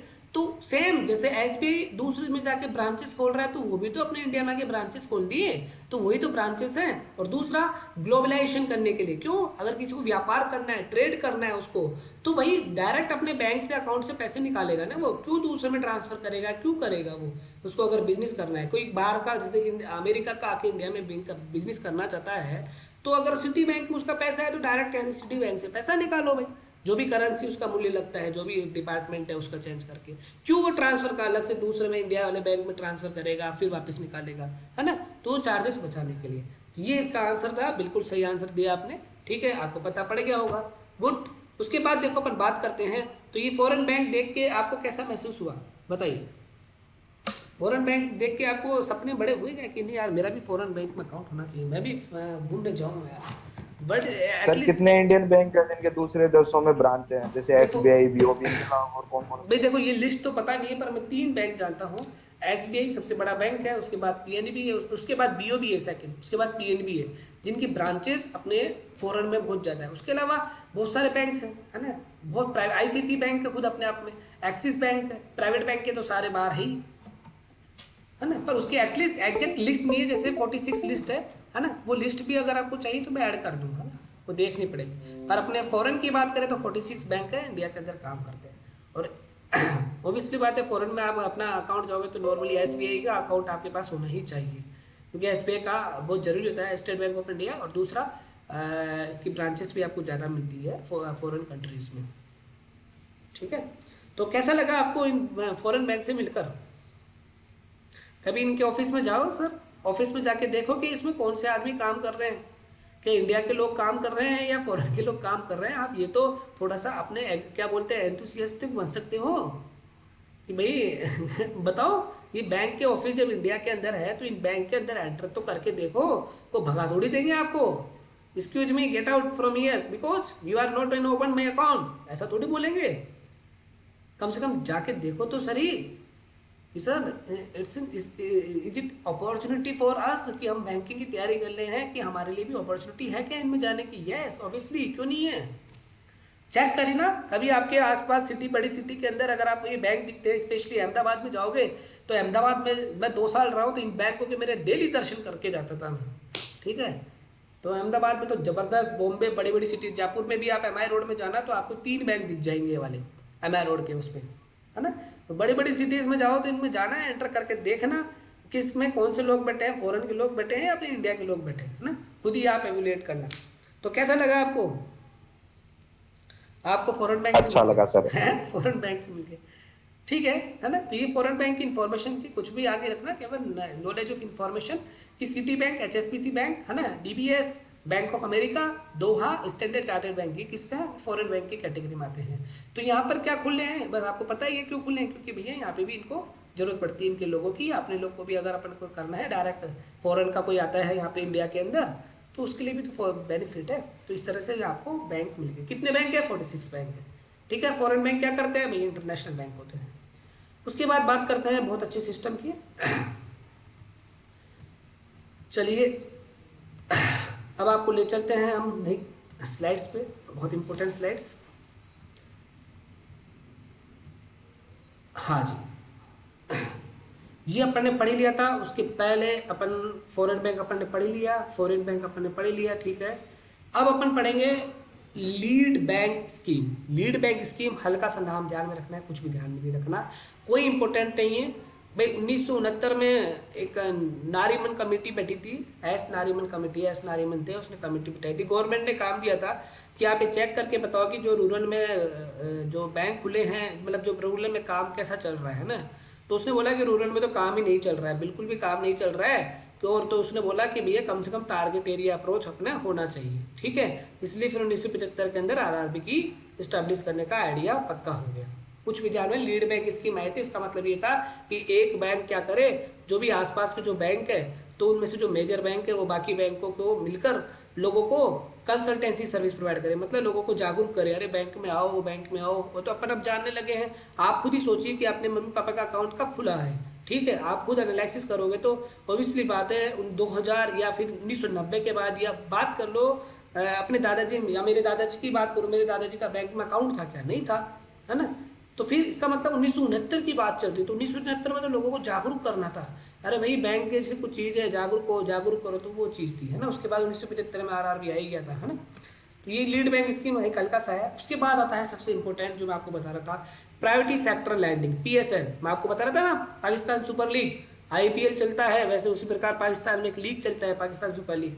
पर यहाँ पर पीएसएल का मतलब पाकिस्तान सुपर लीग नहीं है, यहाँ पे पीएसएल का मतलब है प्राइवेटी सेक्टर लैंडिंग। ये बहुत इंपॉर्टेंट है, बहुत इंपॉर्टेंट है। ये शुरू करने से पहले मैं आपको एक एग्जाम्पल के तौर पे बताता हूँ, एक एग्जाम्पल, एक कहानी बताता हूँ। इस कहानी से आप बहुत आप क्रिएट हो जाओगे। ये कहानी है एक बिट्टू की। बिट्टू एक लड़का है, एक आपके जैसा नौजवान है। बिट्टू एक नौजवान है, एक बिट्टू एक आपके जैसा नौजवान एंटरप्रेन्योरशिप बनने वाला, एक क्या मतलब उत्साही बंदा, कुछ कर गुजरने की रखने वाला। उसने सोचा कि मैं मधुमक्खी की छत्ते मधुमक्खी को पालन करूंगा और मधुमक्खी से जो शहद होगा उसको मैं बेचूंगा। तो मैं बड़े लेवल पे थोड़ा सा प्रोफेशनल लेवल पे करना चाहता हूँ, और उसके लिए मेरे को 20,000 रुपये की जरूरत पड़ेगी। कितने रुपए की जरूरत पड़ेगी, 20,000 रुपये की जरूरत पड़ेगी। पर मेरे पास 20,000 रुपये नहीं है, मेरे पास 20,000 रुपये नहीं है, और मेरे पास कोई प्रॉपर्टी भी नहीं है। तो बिट्टू सोचता है कि बिट्टू बोलता है कि ठीक है, मैं बैंक में जाता हूँ और मैं बैंक से मैं लोन ले लेता हूँ। तो बिट्टू जाता है, अपने बैंक अकाउंट खुला हुआ था, माना सपोज करो कि उसका बैंक ऑफ बड़ौदा में बैंक अकाउंट खुला हुआ था। किसका, उस बिट्टू का। बिट्टू जाता है बैंक के अंदर और बैंक वालों से बोलता है कि साहब कि मेरे को 20,000 रुपये का लोन चाहिए। बैंक वाले बोलते हैं कि क्यों चाहिए। तो बिट्टू बोलता है कि मेरे को एक उद्योग लगाना है, मैं क्या करना चाहता हूँ, मेरे विचार है कि मैं मधुमक्खी के जो पालूंगा और उससे जो शहद आएगा उसको मैं बेचूंगा, उसको शहद आएगा मैं उसको बेचूंगा, ठीक है। तो बिट्टू को बैंक वाले बोलते हैं कि क्या गारंटी है आपका प्रॉफिट होगा, कोई गारंटी नहीं है। तो बिट्टू को वो लोन देने से मना कर देता है, नहीं आपका बिजनेस खराब है, बिजनेस खराब है।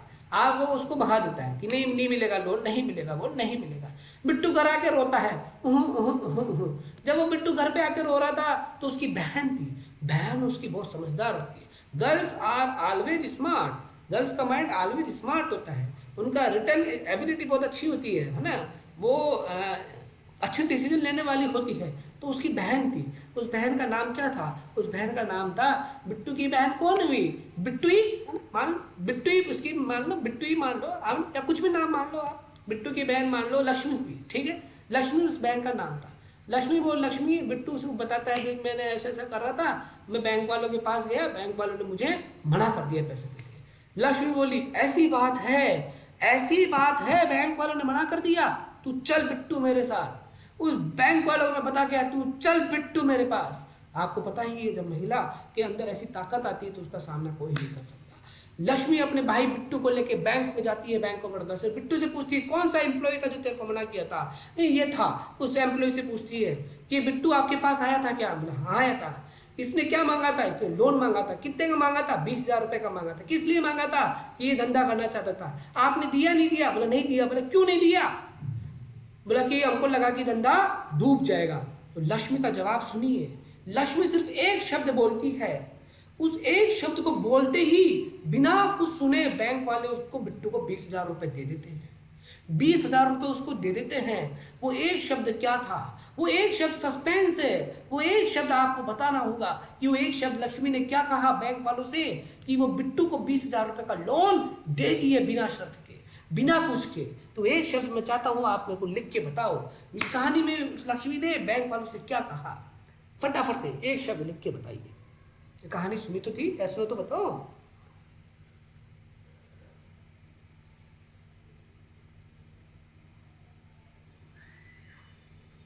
एक शब्द लक्ष्मी ने क्या कहा कि बैंक वाले ने बिट्टू को 20,000 रुपए दे दिए? अरे कहानी आपको सुन तो रहे हो ना? यस नो तो एक बार बोल दो भाई, मैं ऊपर से चल जाऊं भाई। यस है ना? सर। हाँ सर सुन रहे हैं। ओके ओके सुन रहे हो। तो आपको कहानी समझ में आई कि लक्ष्मी ने ऐसा क्या कहा उस बैंक वालों से जिसको बिट्टू को 20,000 रुपए दे दिए? 21 दिन में पैसा डबल। ए भगवान, तो 21 दिन में पैसा डबल होगा तो उस बैंक वाला क्या करेगा? बैंक भी डूब सकता है। केस कर आगे ना, बस बस ले दे के केस कर दूंगी, बस बस यही मिलता है, केस कर दूंगी। अरे यार निखिल भाई बहुत 2021 में जी रहे हो आप। केस कर दूंगी, केस कर दूंगी, it's not a solution. I love you. अरे भाई ये देखो जवाब देखो, उस लक्ष्मी ने क्या बैंक वालों को आई लव यू कहा? क्यों 20,000 रुपये दे दिया? अरे यार क्या मतलब साला बनाने की सोच ली आप तो, भगवान। सर बाई चांस क्या क्या? तो बॉयफ्रेंड बना ले रुपयों के चक्कर में। अरे यार ये फालतू की बातें मत करिए यार। जोक सपाट के लिए अच्छी बात है, जोक सपाट के लिए अच्छी बात है। क्या हुआ? यही एक एग्रीकल्चर स्टूडेंट की समस्या है कि उसको पता ही नहीं है कि यार मैं कुछ कर सकता हूँ क्या, मेरे पास क्या क्या, मेरे को भगवान ने तो क्या, भगवान ने तो सब कुछ ही दे रखा है। गवर्नमेंट ने क्या क्या फैसिलिटीज दे रखी है मेरे को। सर बैंक अकाउंट नहीं खोले तो केस करेगा ना? अरे यार सर विथ इंटरेस्ट पे कर दूंगा। अरे इंटरेस्ट पे तो देगा ही लोन, वो बिना इंटरेस्ट पे थोड़ी देते हैं बैंक। बैंक का काम ही क्या है? प्रॉफिट कमाना। पैसे नहीं देंगे तो? अरे भाई लक्ष्मी ने क्या कहा, मैं ये पूछ रहा हूँ मैं। पैसे नहीं देंगे तो बैंक वालों ने मना ही कर दिया था। फ्री में तो कोई नहीं देता सर, चाचा विधायक है। ये अच्छा पॉलिटिकल का फोन करा दिया। तो मैं अपनी कहानी को यही सस्पेंस में रखता हूँ, अपनी कहानी को सस्पेंस यही खत्म करता हूँ और आपके सामने पेश करता हूँ, आपके सामने पेश करता हूँ वो चीज़ जो लक्ष्मी ने कही थी। लक्ष्मी ने एक शब्द कहा था। वो एक शब्द क्या कहा था? वो एक शब्द कहा था very good very good very good very good. अब आ गया है निखिल कुमार, आपका आंसर आ गया है। बिल्कुल निखिल कुमार का आंसर आ गया है, निखिल कुमार का आंसर आ गया है। उस एक शब्द कहा था उसने कि हम PSL कैटेगरी के अंदर आते हैं। हम किस में आते हैं? PSL कैटेगरी के अंदर आते हैं। अब प्रायोरिटी सेक्टर लैंडिंग क्या होती है? प्रायोरिटी सेक्टर लैंडिंग क्या होती है ये मैं आपको बताता हूँ। एक्चुअली क्या होता है कि इंडिया का डेवलपमेंट करना हो तो आपको रूरल डेवलपमेंट करना पड़ेगा। क्यों? क्योंकि रूरल डेवलपमेंट में ही इंडिया की 50% से ज़्यादा पॉपुलेशन निवास करती है। और आज की तारीख में बात करें तो लगभग 61% पॉपुलेशन रूरल कैटेगरी में बिलीव करती है। इसका मतलब अकेले 100 जनों में से 60 जने तो रूरल में रहते हैं। और अगर रूरल का डेवलपमेंट नहीं हुआ तो आप इंडिया का डेवलपमेंट कैसे कह सकते हो? और अकेले 61 में से भी 51% पॉपुलेशन एग्रीकल्चर बिजनेस का काम करती है, मतलब एग्री रिलेटेड बिजनेस का काम करती है। तो गवर्नमेंट ने सोचा कि जितने भी बैंक होते हैं वो अगर पूरा का पूरा लोन सिटी वालों को दे दे या फिर बिजनेस वालों को दे दे या फिर बड़े बड़े उद्योगों को दे दे, तो ऐसे तो क्या होगा, जो पहले की घटना हुई थी आपको याद है, हिस्ट्री में चलूं तो वो बैंक बंद होने लग गए थे, वो वर्ल्ड वार आया था। तो ऐसे तो क्या होगा कि अपने डेवलपमेंट होगा ही नहीं। लोगों को जिनको लोन मिलना चाहिए उनको लोन मिलेगा ही नहीं। इसलिए गवर्नमेंट ने क्या स्कीम लाई? उन्होंने प्रायोरिटी सेक्टर लैंडिंग स्कीम लाई। PSL स्कीम लेके आई। PSL क्या लेके आई? Private sector lending scheme. ये स्कीम क्या कहती है कि स्कीम कहती है कि एग्रीकल्चर हो, MSME का मतलब होता है माइक्रो स्मॉल मीडियम एंटरप्राइजेस। तो जो मधुमक्खी का बिजनेस था तो वो आपका माइक्रो, इसकी कैटेगरी होती है कि माइक्रो के अंदर कितना है, स्मॉल के अंदर कितना है, मीडियम का कितना होता है। एंटरप्राइजेस की वैल्यू अलग अलग होती है, मैंने यहाँ पे मेंशन करना नहीं समझा है, आपको MSME की बता रहा हूँ। और आपको पता है हाल ही के अंदर MSE के अंदर आप चाहो जैसा बिजनेस करो गवर्नमेंट सब्सिडी दे रही है। तो एम मतलब माइक्रो, जो उसका मधुमक्खी का बिजनेस था तो माइक्रो बिजनेस था, माइक्रो एंटरप्राइजेस था। तो MSME एक्सपोर्ट से रिलेटेड कुछ काम करना चाहो, एजुकेशन से रूरल में काम करना चाहो, रूरल में कोई घर बनाना है उसको, कोई सोशल इंफ्रास्ट्रक्चर बनाना है, मंदिर मस्जिद कुछ ऐसा बनाना है उसको, रिन्यूएबल एनर्जी का सोर्स कुछ बनाना है, और लास्ट में अदर मतलब सेल्फ हेल्प ग्रुप जो भी नया चल रहा है, मैंने आपको बताया था राजीविका का प्रोग्राम है, छोटी 10-10 महिलाओं का ग्रुप इकट्ठा होता है, आपस में काम करता है, उस पैसों को इकट्ठा करके रोटेशन करके बिजनेस करता है। तो इन सेक्टर को क्या कहते हैं? प्रायोरिटी सेक्टर लैंडिंग कहते हैं, PSL कहते हैं। तो गवर्नमेंट ने क्या कहा कि बैंक साहब इधर बैंक आओ, बैठो यहाँ पे, आपकी मनमर्जी नहीं चलेगी। RBI ने एक रूल बना दिया, गवर्नमेंट ऑफ इंडिया और RBI ने मिलके, भैया PSL लगेगा आप पे। क्या लगेगा? PSL लगेगा आप पे। इसका मतलब क्या होता है कि अगर आपका बैंक 100 रुपये कमाता है, पूरे 100 रुपये कमाने का मतलब कि प्रॉफिट से, लोन का जो प्रॉफिट आता है, अगर आपका साल भर का 100 रुपये, मानो 100 रुपये प्रॉफिट आता है, तो 100 रुपये में से आपको ऐसा नहीं है कि पूरा का पूरा आप क्या करो कि उसको दे दो। आपका जो खर्चा हुआ, माना आपका 100 रुपये में से 50 रुपये स्टाफ की सैलरी, बिजनेस की खर्चा, आपको बिल्डिंग का किराया या आपका और भी कोई किराया हो गया, तो उस 50 रुपये को हटा के प्रॉफिट कितना बचा? 50 रुपये। उस 50 रुपये में से आपको 40% आपका फिक्स करना पड़ेगा। किसको? आप 40% कितना हुआ तो मुझे बता सकता है तो 20 रुपये, मतलब 20 रुपये। 20 रुपये का लोन आप इन सेक्टर को ही दे सकते हो, या 20 रुपये इनके लिए रिजर्व है, आप किसी और को नहीं दे सकते। तो कितना परसेंट है? 40% आप पब्लिक सेक्टर लैंडिंग आप इन सेक्टर के लिए फिक्स है। तो लक्ष्मी ने क्या कहा? लक्ष्मी ने यही कहा कि बिट्टू जो काम कर रहा है ना, हम MSME के अंदर आते हैं और हमको MSME के अंदर आपका बैंक ऑफ बड़ौदा PSL को मानता है, तो PSL में आपको 40% आपका लोन हमारे अंडर ही आता है। अगर आपने नहीं दिया तो ANBC जो आपकी संस्था है उसको हम कंप्लेंट कर देंगे। तो फटाफट से वो डर गया और उसने नॉर्मल पेपर डॉक्यूमेंट कंप्लीट करके उसको 20,000 रुपये दे दिए। ठीक है, तो यहाँ पर ANBC क्या है? ANBC वही है, ANBC होता है एडजस्टेड नेट बैंक क्रेडिट। इसका मतलब वही हुआ कि 100 रुपये बैंक अगर कमाता है तो 50 रुपये खर्चा हो गया, बचा 50 रुपये, तो 50 रुपये में से उसको 40% यानी 20 रुपये, तो 20 रुपये उसका क्या हुआ? Adjusted net bank credit. तो ANBC कितना परसेंट अपने के लिए है? तो 40% इन PSL सेक्टर पे ही उनको लोन देना है। ये कंपलसरी है। अब आपकी 40% में भी 18% सिर्फ किसको देता है? जो मैं आपसे पूछा था वो एग्रीकल्चर को देता है। 40% पे भी 18% किसको देता है? एग्रीकल्चरल रिलेटेड को उसको देना मजबूरी है। क्यों?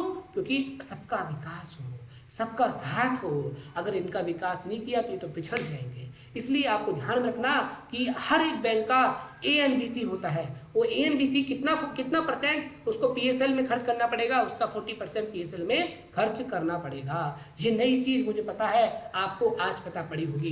तो फ्यूचर में आप में से कोई भी मेरे पास फ़ोन भी आते हैं, तो फ्यूचर में से आप कोई भी एग्रीकल्चर एंटरप्राइजेस करना चाहते हैं, एंटरप्राइजेस क्यों बोल रहा हूँ? क्योंकि एंटरप्राइजेस ही करोगे आप एंटरप्रेन्योरशिप नहीं कर सकते, आप नया कंसेप्ट नहीं ला सकते। उसके लिए मैं बोल रहा हूँ MSc के लिए टाइम लो, उसके लिए आप उसके लिए नई आइडियाज लो। ठीक है, मेरा एक स्टूडेंट है सद्दाम हुसैन, मेरा जूनियर है सद्दाम हुसैन, जो PhD कर रहा है खां से, उदयपुर से PhD कर रहा है, और उसने एक नई टेक्निक बनाई है। उसने क्या नई टेक्निक बनाई है वो आपसे बाद में डिस्कस करूंगा। उसने नया इन्वेंशन किया है उदयपुर में, उसका रिसर्च पेपर भी छपा है इंटरनेशनल लेवल पे, और उसको इंडियन गवर्नमेंट मतलब ICR से सब्सिडी मिलती है। मतलब पूरा ICR के अंदर जो भी नया प्रोजेक्ट बनाने के लिए उसका फर्स्ट रैंक आई थी। सद्दाम हुसैन नाम है, आप उदयपुर में सर्च कर लेना, हॉर्टिकल्चर से PhD फाइनलिस्ट का है, और वो हमारा मतलब मेरा जूनियर है। ठीक है, तो ऐसी चीजें उसको बोलते हैं एंटरप्रेन्योरशिप, नई इन्वेंशन। आप करोगे एंटरप्राइजेस, एंटरप्राइजेस का मतलब है जो ऑलरेडी पहले से स्टेब्लिश्ड है।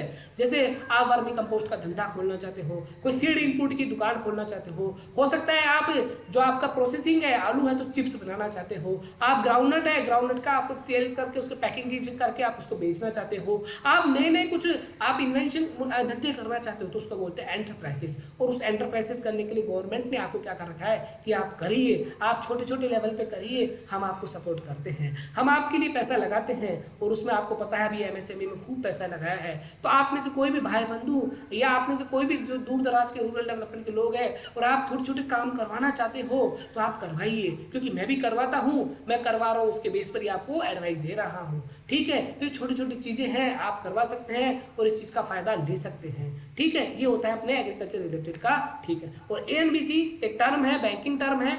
एएनबीसी का मतलब होता है जितना उसका प्रॉफिट कमाया और जितना प्रॉफिट कमाया उसमें से खर्चा निकाला और जो प्रॉफिट बचा उस प्रॉफिट का 40% आपको पीएसएल में लगाना पड़ेगा। अब सवाल तो ये मेरे आता है, सवाल जो मैं पूछने वाला हूँ, सवाल में जो पूछने वाला हूँ वो ये पूछने वाला हूँ कि बताइए पीएसएल प्रायोरिटी सेक्टर लैंडिंग कौन से बैंक्स पर एप्लीकेबल होता है? पहला पब्लिक सेक्टर बैंक, दूसरा प्राइवेट सेक्टर बैंक, तीसरा आरआरबी रीजनल रूरल बैंक्स, चौथा कोऑपरेटिव बैंक्स, पांचवा डेवलपमेंट बैंक्स, छठा फॉरेन बैंक्स। बस ये चीज। Yes, nice schemes also for young enterprises. Yes, ये बिल्कुल मार्केटिंग में मैंने पढ़ाई थी, बिल्कुल वही है। मैंने आपसे क्वेश्चन पूछा, वो समझ में आया क्या? मैंने आपसे पूछा जो पब्लिक प्रायोरिटी सेक्टर लैंडिंग है, पीएसएल है, ये जो 40% उनको लोन देना ही है, ये किस पर एप्लीकेबल होता है? पहला ऑप्शन है आपका public sector bank, private sector bank, cooperative bank और आरआरबीज बैंक और अपना डेवलपमेंट बैंक, फॉरेन बैंक, किस पर एप्लीकेबल होता है? ये हुई ना बात, ये हुई ना बात, ये हुई ना बात। ये अनुराधा पागल हो गई, ऐसा क्या हो गया भैया? मैंने ऐसी कौन सी बात कर दी जो पागल होने लगे लोग? कोऑपरेटिव कोऑपरेटिव कोऑपरेटिव, मैंने क्या बोला? किस पे लागू नहीं होता है या होता है? मैंने कुछ बोला है? चलो मैंने पूछा किस पे लागू होता है, ये पूछ लो। आशिक मीना जी बहुत लेट आए आप, बहुत नई चीज लग गई, मिस कर गए। होता है, ठीक है, होता है, पूछा है मैंने, तो बताइए किस पे होता है? ये बात समझ में तो आ रही है मेरी? बात समझ में तो आ रही है? यस नो बोल सकते हैं आप भाई, यस नो बोल सकते हैं। मैं तो पूछ रहा हूँ, बात समझ में तो आ रही है ना? यस सर, हाँ जी हाँ जी हाँ जी हाँ जी हाँ जी, ठीक है, तो आ रही है तो बता दो फिर। तो मेरे हिसाब से आपका वो बन गया होगा। अरे पूजा कुमावत को बात ही समझ में नहीं आ रही मेरी। पूजा कुमावत जी, मैंने आपसे क्वेश्चन पूछा है कि पीएसएल कोई चीज़ होती है, जो मैंने समझाया था अभी, वो क्या चीज़ होती है कि कोई भी बैंक हो उसको 40% एएनबीसी, मतलब उसका एएनबीसी का 40% आपको इन सेक्टर में खर्च करना पड़ेगा, मतलब लोन देना पड़ेगा। खर्च मतलब लोन ही देना पड़ेगा, पूरा का पूरा लोन आप अपनी मर्जी से किसी को भी नहीं दे सकते, ये परफेक्ट ना दिया गया है। तो मैंने आपको पूछा, आपको पता ही है बैंक कितने कितने प्रकार के होते हैं, मैंने आपको बताया ये public sector, private sector, corporate, RRB और फॉरेन बैंक, डेवलपमेंट बैंक, इतने सारे बैंक के नाम बता दिए। तो क्या पीएसएल सब पे ही एप्लीकेबल होता है क्या? आप ये बोलो, सब पे ही एप्लीकेबल होता है क्या? या सब पे एप्लीकेबल नहीं होता तो कौन से बैंक एप्लीकेबल नहीं होता है? बोलो बोलो प्रेमियो, इकोनॉमिक्स की जय। चलिए, अब पूजा कुमार को समझ में आ गया है क्वेश्चन, ठीक है।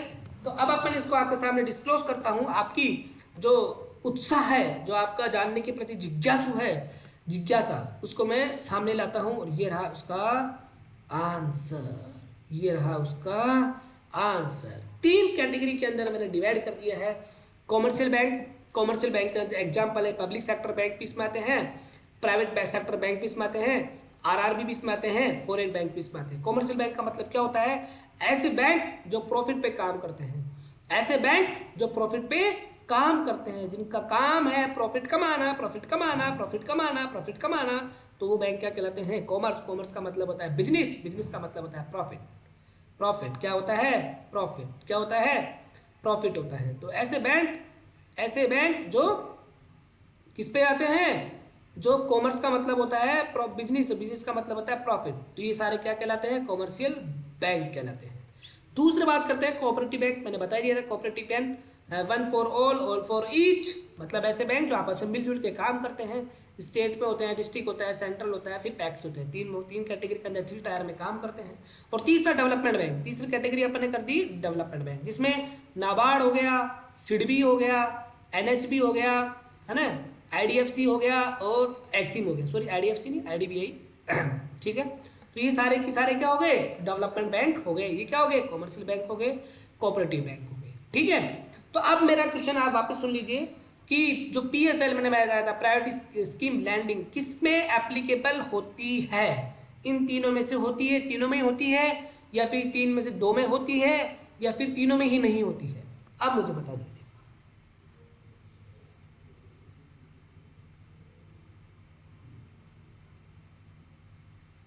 बता दीजिए।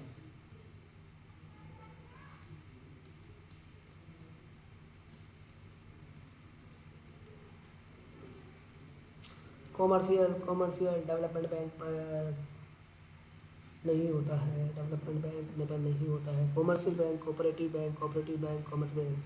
तो पेश है नया कंसेप्ट आपके सामने, आप ध्यान में रखना। देखो इसका कारण अपन सीधा सिंपल से चलते हैं।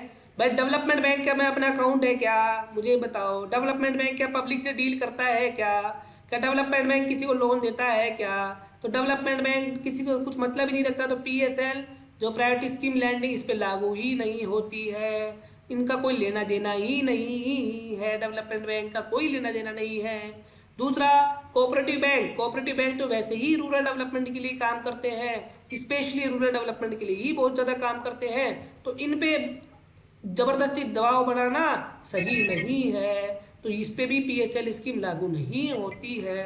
हाँ, ये वाले बैंक जो गांव में आने में शर्माते थे, गांव में जाने में शर्माते थे, नहीं करते थे, इसलिए आरआरबी को गांव में खोला, है ना, और फिर बाकी के बैंक जो गांव में नहीं आते थे, हाँ, तो इनमें क्या किया, इनमें ये पीएसएल स्कीम लगा दी। तो पेश है आपके सामने ये पीएसएल स्कीम, किस पे एप्लीकेबल होती है, सिर्फ और सिर्फ एप्लीकेबल होती है कॉमर्शियल बैंक के ऊपर एप्लीकेबल होती है। किस पे एप्लीकेबल होती है, सिर्फ और सिर्फ कॉमर्शियल बैंक के ऊपर एप्लीकेबल होती है। I think this is clear हुआ होगा कि पीएसएल एप्लीकेबल किस पे होती है, कॉमर्शियल बैंक पे एप्लीकेबल होती है। जो 40% मैं आपको बता रहा हूँ वो कॉमर्शियल बैंक से ही एप्लीकेबल होती है। जब तो आपके खाते किस किस में हैं, आपके खाते आरआरबी में होंगे, या पब्लिक सेक्टर बैंक जो भी आपने आसपास बैंक है पब्लिक सेक्टर, या private sector bank, ICICI, axis, HDFC, RRB आप जानते ही हो, और बीओबी, पीएनबी, एसबीआई, ये सारे पब्लिक सेक्टर बैंक है। इन्हीं में तो आपके अकाउंट है, इन्हीं में तो आपकी केसीसी है, इन्हीं से तो सारे के सारे पीएसएल आते हैं। तो 40% में भी अकेला 18% तो कौन ले जाता है, 18% तो अकेला एग्रीकल्चर ले जाता है, ठीक है, 18% तो अकेला एग्रीकल्चर ही ले जाता है। तो ये ध्यान में रखना, बेसिक चीज है जो मैंने आपको बताई है। होप आपको इजीली भी में समझ में आई होगी। इजी वे में आपको समझ में आई होगी। सॉरी ठीक है। तो ये था अपना कंप्लीट एग्रीकल्चर फिनांस का पूरा। उसके बाद तो अपना क्या है, अपना क्वेश्चन आंसर जो मैंने करवाई दी थे।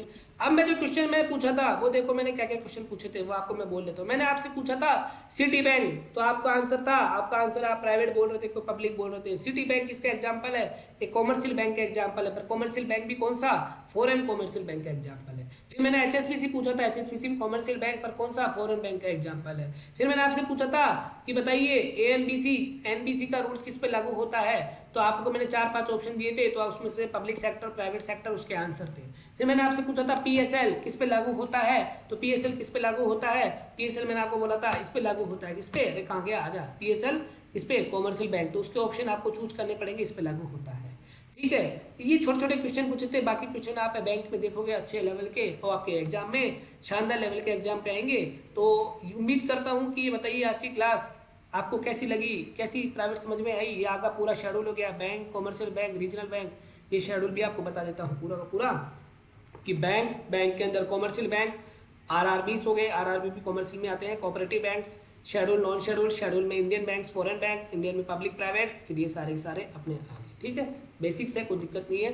अब आप मुझे बताइए कि आज की क्लास अपनी ये एग्रीकल्चर फिनांस कंप्लीट होता है, एग्रीकल्चर फिनांस कंप्लीट होता है, पूरा का पूरा स्लाइड पूरा का पूरा ठीक था। डीप में आपको मैंने डीप पे तो नहीं पढ़ाया पर कंसेप्चुअल पढ़ाया है, और आपको उम्मीद करता हूँ इससे बाहर एक भी क्वेश्चन आपका कभी भी कवर नहीं होगा, स्पेशली प्री पीजी एमएससी में तो कंप्लीट नहीं होगा। एमएस बैंकिंग के लिए ये है कि बैंकिंग के लिए थोड़ा सा डिटेल में और जाना है कि अपने को सारी स्कीम्स उसमें अपने को पढ़नी है, स्पेशली क्या क्या स्कीम्स आई, कब आई, और उसके अंदर कितना कितना अमाउंट हुआ।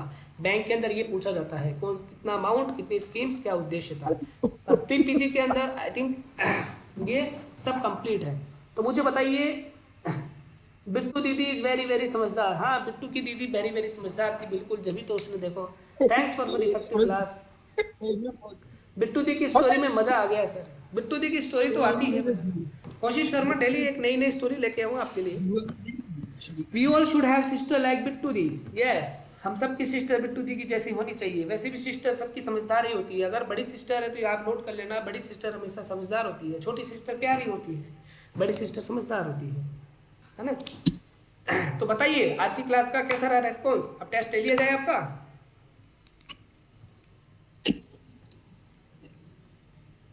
टेस्ट के लिए रेडी हो? Yes sir. हैं? टेस्ट डाल दें आपको पोर्टल पे, बताओ। अरे कुछ अरे किसका टेस्ट लगा? Surprise test. अच्छा सर, बताओ, डाल दें? डाल दो सर। हैं? डाल दो सर। बताइए बताइए। डाल आने दो दो सर, आने दो।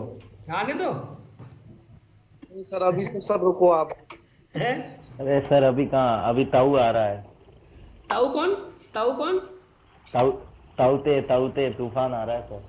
तूफान आ रहा है क्या? अभी हमारे तो धूप आ रही है यहाँ पे।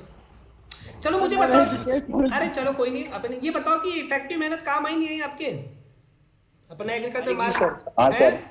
भाई आपके काम आएगा नहीं आएगा फ्यूचर तक, है ना। इसको नोट्स को संभाल, और मेरी बात सुनो। अरे देखो मेरी बात सुनो, ये नोट्स है ना, आप सोच रहे हो मैं चाहता तो आपको पर्सनली भी दे सकता हूँ, ठीक है, पर आपको पर्सनल दे दिया ना मैंने, तो आपका जिस वो बोलते हैं ना, क्या बोलते हैं कि घर की मुर्गी दाल बराबर, तो आप इसको हमेशा पर्सनली रख ही लोगे, उसको कभी पढ़ोगे ही नहीं। इसलिए आपके ऐप के अंदर है, आप इसके नोट्स बनाओ इसके, ठीक है, जिससे आपको बार बार देखना पड़े वहाँ पे। आप जब तक खुद के हाथ से नहीं बनाओगे ना इसको नोट्स को, तो कोई वैल्यू नहीं है इन चीज़ों की। आपको अब जितना कहानी से जितना भी आपको लिंक करना है, क्या क्या आपको लगना है, वो आपके अकॉर्डिंग आप बनाते जाओ। मैंने सबको सोच के, सबकी बेसिक से लेकर सबका ध्यान में रखते हुए मैंने सारी चीज़ आपको बता दी कि भाई एज ए एग्रीकल्चर स्टूडेंट भी आपको पता होना चाहिए, एज ए कॉम्पिटिटिव एग्जाम भी आपको पता होना चाहिए, और एज ए फ्यूचर एस्पायरेंट कि आप एक देश के नागरिक हो, तो बेसिक चीज़ें आपको पता होनी चाहिए। तो उसके थ्रू भी मैंने आपको ध्यान में रखा नोट तो बनाने। हाँ बोलो बोलो बोलो सर। ये एमएसएमई के थ्रू जो लोन दिया जाता है वो सिक्योर्ड लोन होता है या अनसिक्योर्ड? डिपेंड करता है कि आपका बिजनेस कैसा है डिपेंड करता है कि आपका बिजनेस कैसा है, और आप जिससे लोन दे रहे हो, जो बैंक दे रही है, उससे आपके टर्म कैसे हैं, ठीक है। बिजनेस तो सब सिक्योर ही होते हैं, ये क्या वे- पता कौन से ये- नहीं, ये वेरी करता है, ये बैंक सिक्योर्ड लोन होता है। है ना। मैं बिल्कुल समझ गया, पर वेरी कर देगा, देखना ये कि भाई माइक्रो के लिए अलग होगा, स्मॉल के लिए अलग होगा, मीडियम के लिए अलग होगा, है ना, वेरी करता है। सर। हाँ कोई बोलो। सा भी बिजनेस खोल, हाँ कोई सा भी बिजनेस, सब में तो दिक्कत तो रहती है ना सर। वो तो रहती है बिजनेस के लिए, पर उसमें आपको ये रहता है ना, एमएसएमई जब भी खोला गया है कि भैया इसमें थोड़ा सा रिलैक्सेशन मिल जाए, है ना। इतनी ज़्यादा वो नहीं करते। बाकी की प्रोजेक्ट फाइल बनाओ, आपका प्रोजेक्ट का वो ब्रेक इवन पॉइंट कब निकलेगा, है ना, कितना निकलेगा, वो ऐसे फालतू की लफड़े नहीं पूछते आपसे कि आपका ब्रेक इवन पॉइंट क्या है, कि 20,000 का धंधा कर रहे हो तो 20,000 रुपये आप कितने दिन में कमा लोगे या कितने दिन में कर लोगे, ऐसा लफड़ा वो नहीं करते, ठीक है। आप पर्सनली कोई बिजनेस खोलने जाओगे बड़ा वाला, फिर वो आपसे प्रोजेक्ट फाइल मांगेंगे पूरी की पूरी, लाओ भाई प्रोजेक्ट फाइल बनाओ भाई, फिर आप सीए के पास जाओगे, सीए से वो करवाओगे, ब्रेक इवन पॉइंट निकलवाओगे, फिर आप चुपचाप बोलोगे यार कर दे भाई लोन दिलवा दे, किसी से फ़ोन करवाओगे, जब जाके फ़ोन मिलता है, ठीक है, लोन। तो ऐसे थोड़ी है। एमएसएमई का आपको कोई दिक्कत नहीं है, डायरेक्ट आप जाओ, आप अपने को बताओ, आप पेपर डॉक्यूमेंट कंप्लीट करो, है ना, आपका इनकम सोर्स बताओ कि मेरा ये है, मेरा ये एजुकेशन है। एक और शब्द मैं आपके सामने भूल गया कि 2 शब्द होते हैं, माइक्रो क्रेडिट और एक होता है माइक्रो फिनांस। दोनों में क्या अंतर होता है?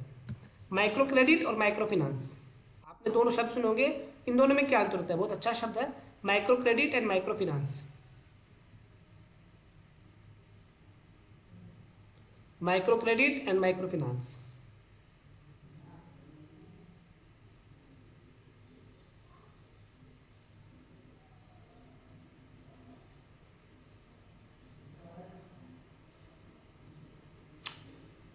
बताइए micro credit and micro finance में क्या अंतर है साहब? नहीं पता सर। नहीं पता? बहुत काम आएगा, फॉरएवर चिल्ली जाए फॉरएवर। ठीक है, माइक्रो क्रेडिट माइक्रो फिनांस में मैं जल्दी से आंसर बता देता हूँ, क्योंकि अपने एक बैच ऐसा है जिसका उनका 1 बजे पेपर स्टार्ट होने वाला है प्लांट फिजियोलॉजी का। ठीक है, तो प्लांट फिजियोलॉजी वाले पेपर स्टार्ट होने वाला है, तो आप आराम से दे देना। 1 घंटे का समय है वैसे भी, है ना, 1-1.5 घंटे का समय आप आराम से दे सकते हो। मैं हल्का सा आपको बता देता हूँ कि micro credit and micro finance का मतलब यही होता है कि सिंपल सा है। जैसे मैंने आपको बिट्टू की कहानी बताई थी ना, कि बिट्टू की कहानी में अगर वह जैसे कि बिट्टू गया पहली बार, और पहली बार में उसको पैसे दे देते बैंक वाले। ठीक है, जैसे बिट्टू पैसे मांगने गया बैंक वालों से कि मेरे को 20,000 रुपये चाहिए, तो बैंक वालों ने, बिट्टू ने बोला कि चलो इस कहानी को मैं आगे बढ़ा देता हूँ कि माइक्रो क्रेडिट माइक्रो फिनांस में क्या है कि जैसे बिट्टू पैसे मांगने गया था, तो बिट्टू को मना कर दिया था, लक्ष्मी ने गई तो लक्ष्मी को पैसे दे दिए, तो बिट्टू को 20,000 रुपये मिल गए। अब 20,000 रुपये लेके आया और वो काम करना शुरू किया, तो काम करना शुरू किया तो क्या हुआ, उसका बिजनेस सख्त फेल हो गया और 20,000 रुपये वो नहीं चुका पाया। और फिर बैंक वाले ने बोला कि लाओ 20,000 रुपये, तो बिट्टू बोला घाटे में चले गए, क्या हो गए कि हम चुका ही नहीं पाएंगे। ठीक है, अब क्या हुआ, फिर बिट्टू वापस पैसे मांगने गया कि मैं नया बिजनेस शुरू करना चाहता हूँ, मैं वापस नया बिजनेस शुरू करना चाहता हूँ। बिट्टू मतलब बिट्टू जो गया अभी, है ना, बिट्टू गया कि मैं वापस नया बिजनेस शुरू करना चाहता हूँ, तो बैंक वालों ने भगा दिया, चल पहले 20,000 रुपये डुबो दिया, और पहले लक्ष्मी बाई की वो तेरी बहन की वजह से एमएसएमई का हमने दे दिया इस वजह से, पर अब तू वापस मांगने आ गया, भग यहाँ से, नहीं मिलेंगे तेरे को 20,000 रुपये। तो वापस आ जाता है, फिर रोता है, फिर रोता है, फिर रोता है। फिर बिट्टू की बहन लक्ष्मी वो समझदार, तो बिट्टू की बहन लक्ष्मी ने फिर सोचा कि उसने ऐसा क्यों बोला, उसने ऐसा क्यों बोला।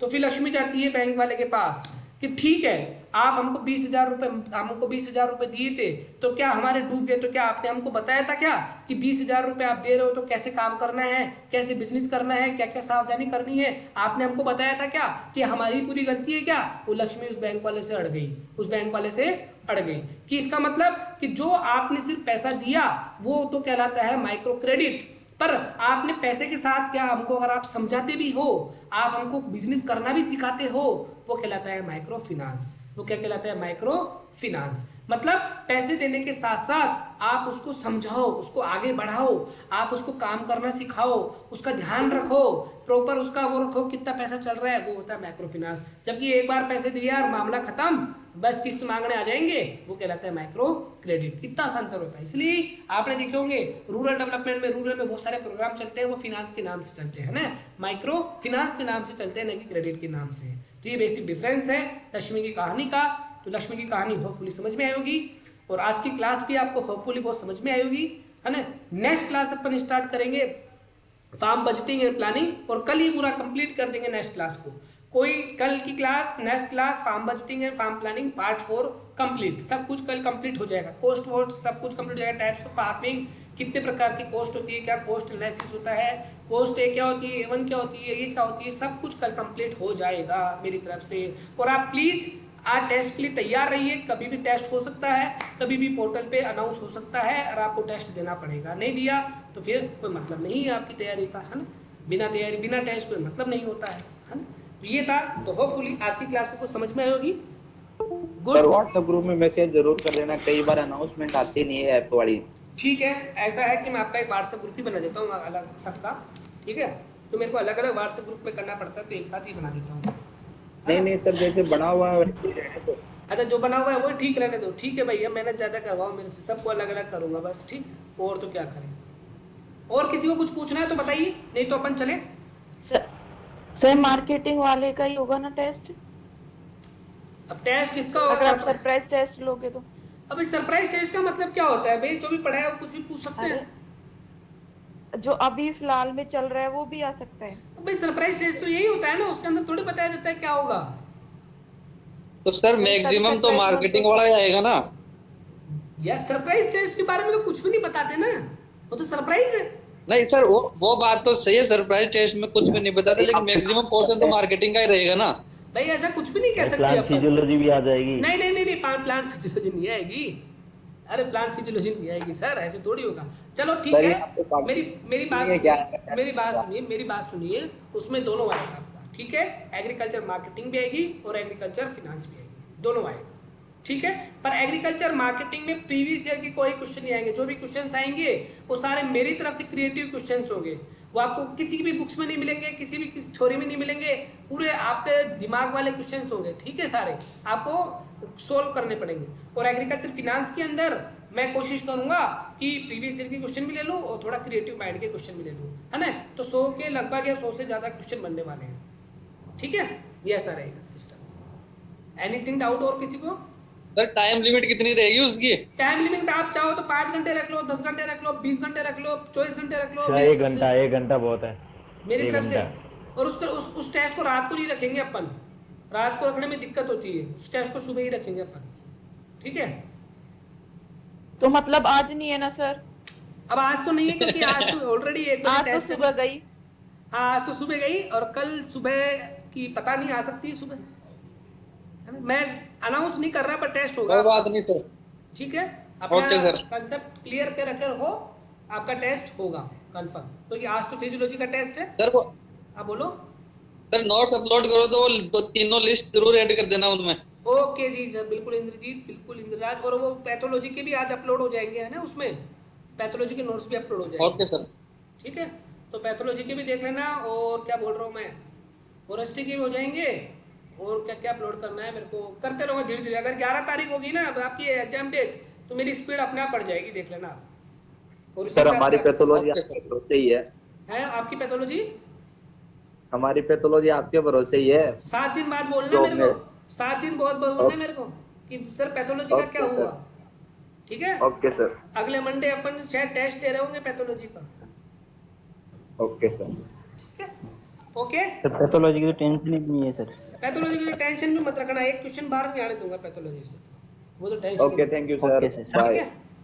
Okay, thank you so sir much. Concept clear होते हैं ना तभी आंसर आता है इसमें। और तो क्या, बिना कॉन्सेप्ट के थोड़ी आते हैं सर। ऐसे तो किताबें पढ़ी है। तो हाँ अगर सर, यही तो। अगर अगर किताबों से ही पढ़ने में समझ में आ जाएगा तो टीचर्स की जरूरत क्यों पड़ेगी। किताबों से ही पढ़ लीजिए सही है सर। भाई। सही है किताब सर। किताब आपको इंफॉर्मेशन दे सकती है, किताब आपको एक्सपीरियंस नहीं दे सकती है। कितनी बड़ी बात बोली। यस आप सर। आप चाहो तो इसको कोट करके रख सकते लेना। किताब आपको इंफॉर्मेशन दे सकती है, पर आपको कभी एक्सपीरियंस नहीं दे सकती है, ठीक है। एक्सपीरियंस तो ओके सर। आपको किताब में वो वाली जो अपनी सक्सेस स्टोरी देते हैं वो इंफॉर्मेशन, वो एक्सपीरियंस देते हैं। बाकी नॉलेज वाली जो होती है बुक्स में जो होती है वो वाली इंफॉर्मेशन होती है। अब आप उससे कोरिलेट मत कर देना कि सक्सेस स्टोरी की बुक्स पढ़े नहीं पढ़े। अरे वो तो ऑलरेडी एक्सपीरियंस बुक है ना, उससे कोरिलेट। Yes sir. ठीक है, चलो have a nice day, good to see you. मिलते हैं कल। Okay sir. कल ओके, अपन, थैंक यू है ना? Sir. Okay, thank you okay so sir, much. Thank you sir. Thank okay you so sir, much. Bye. Bye bye.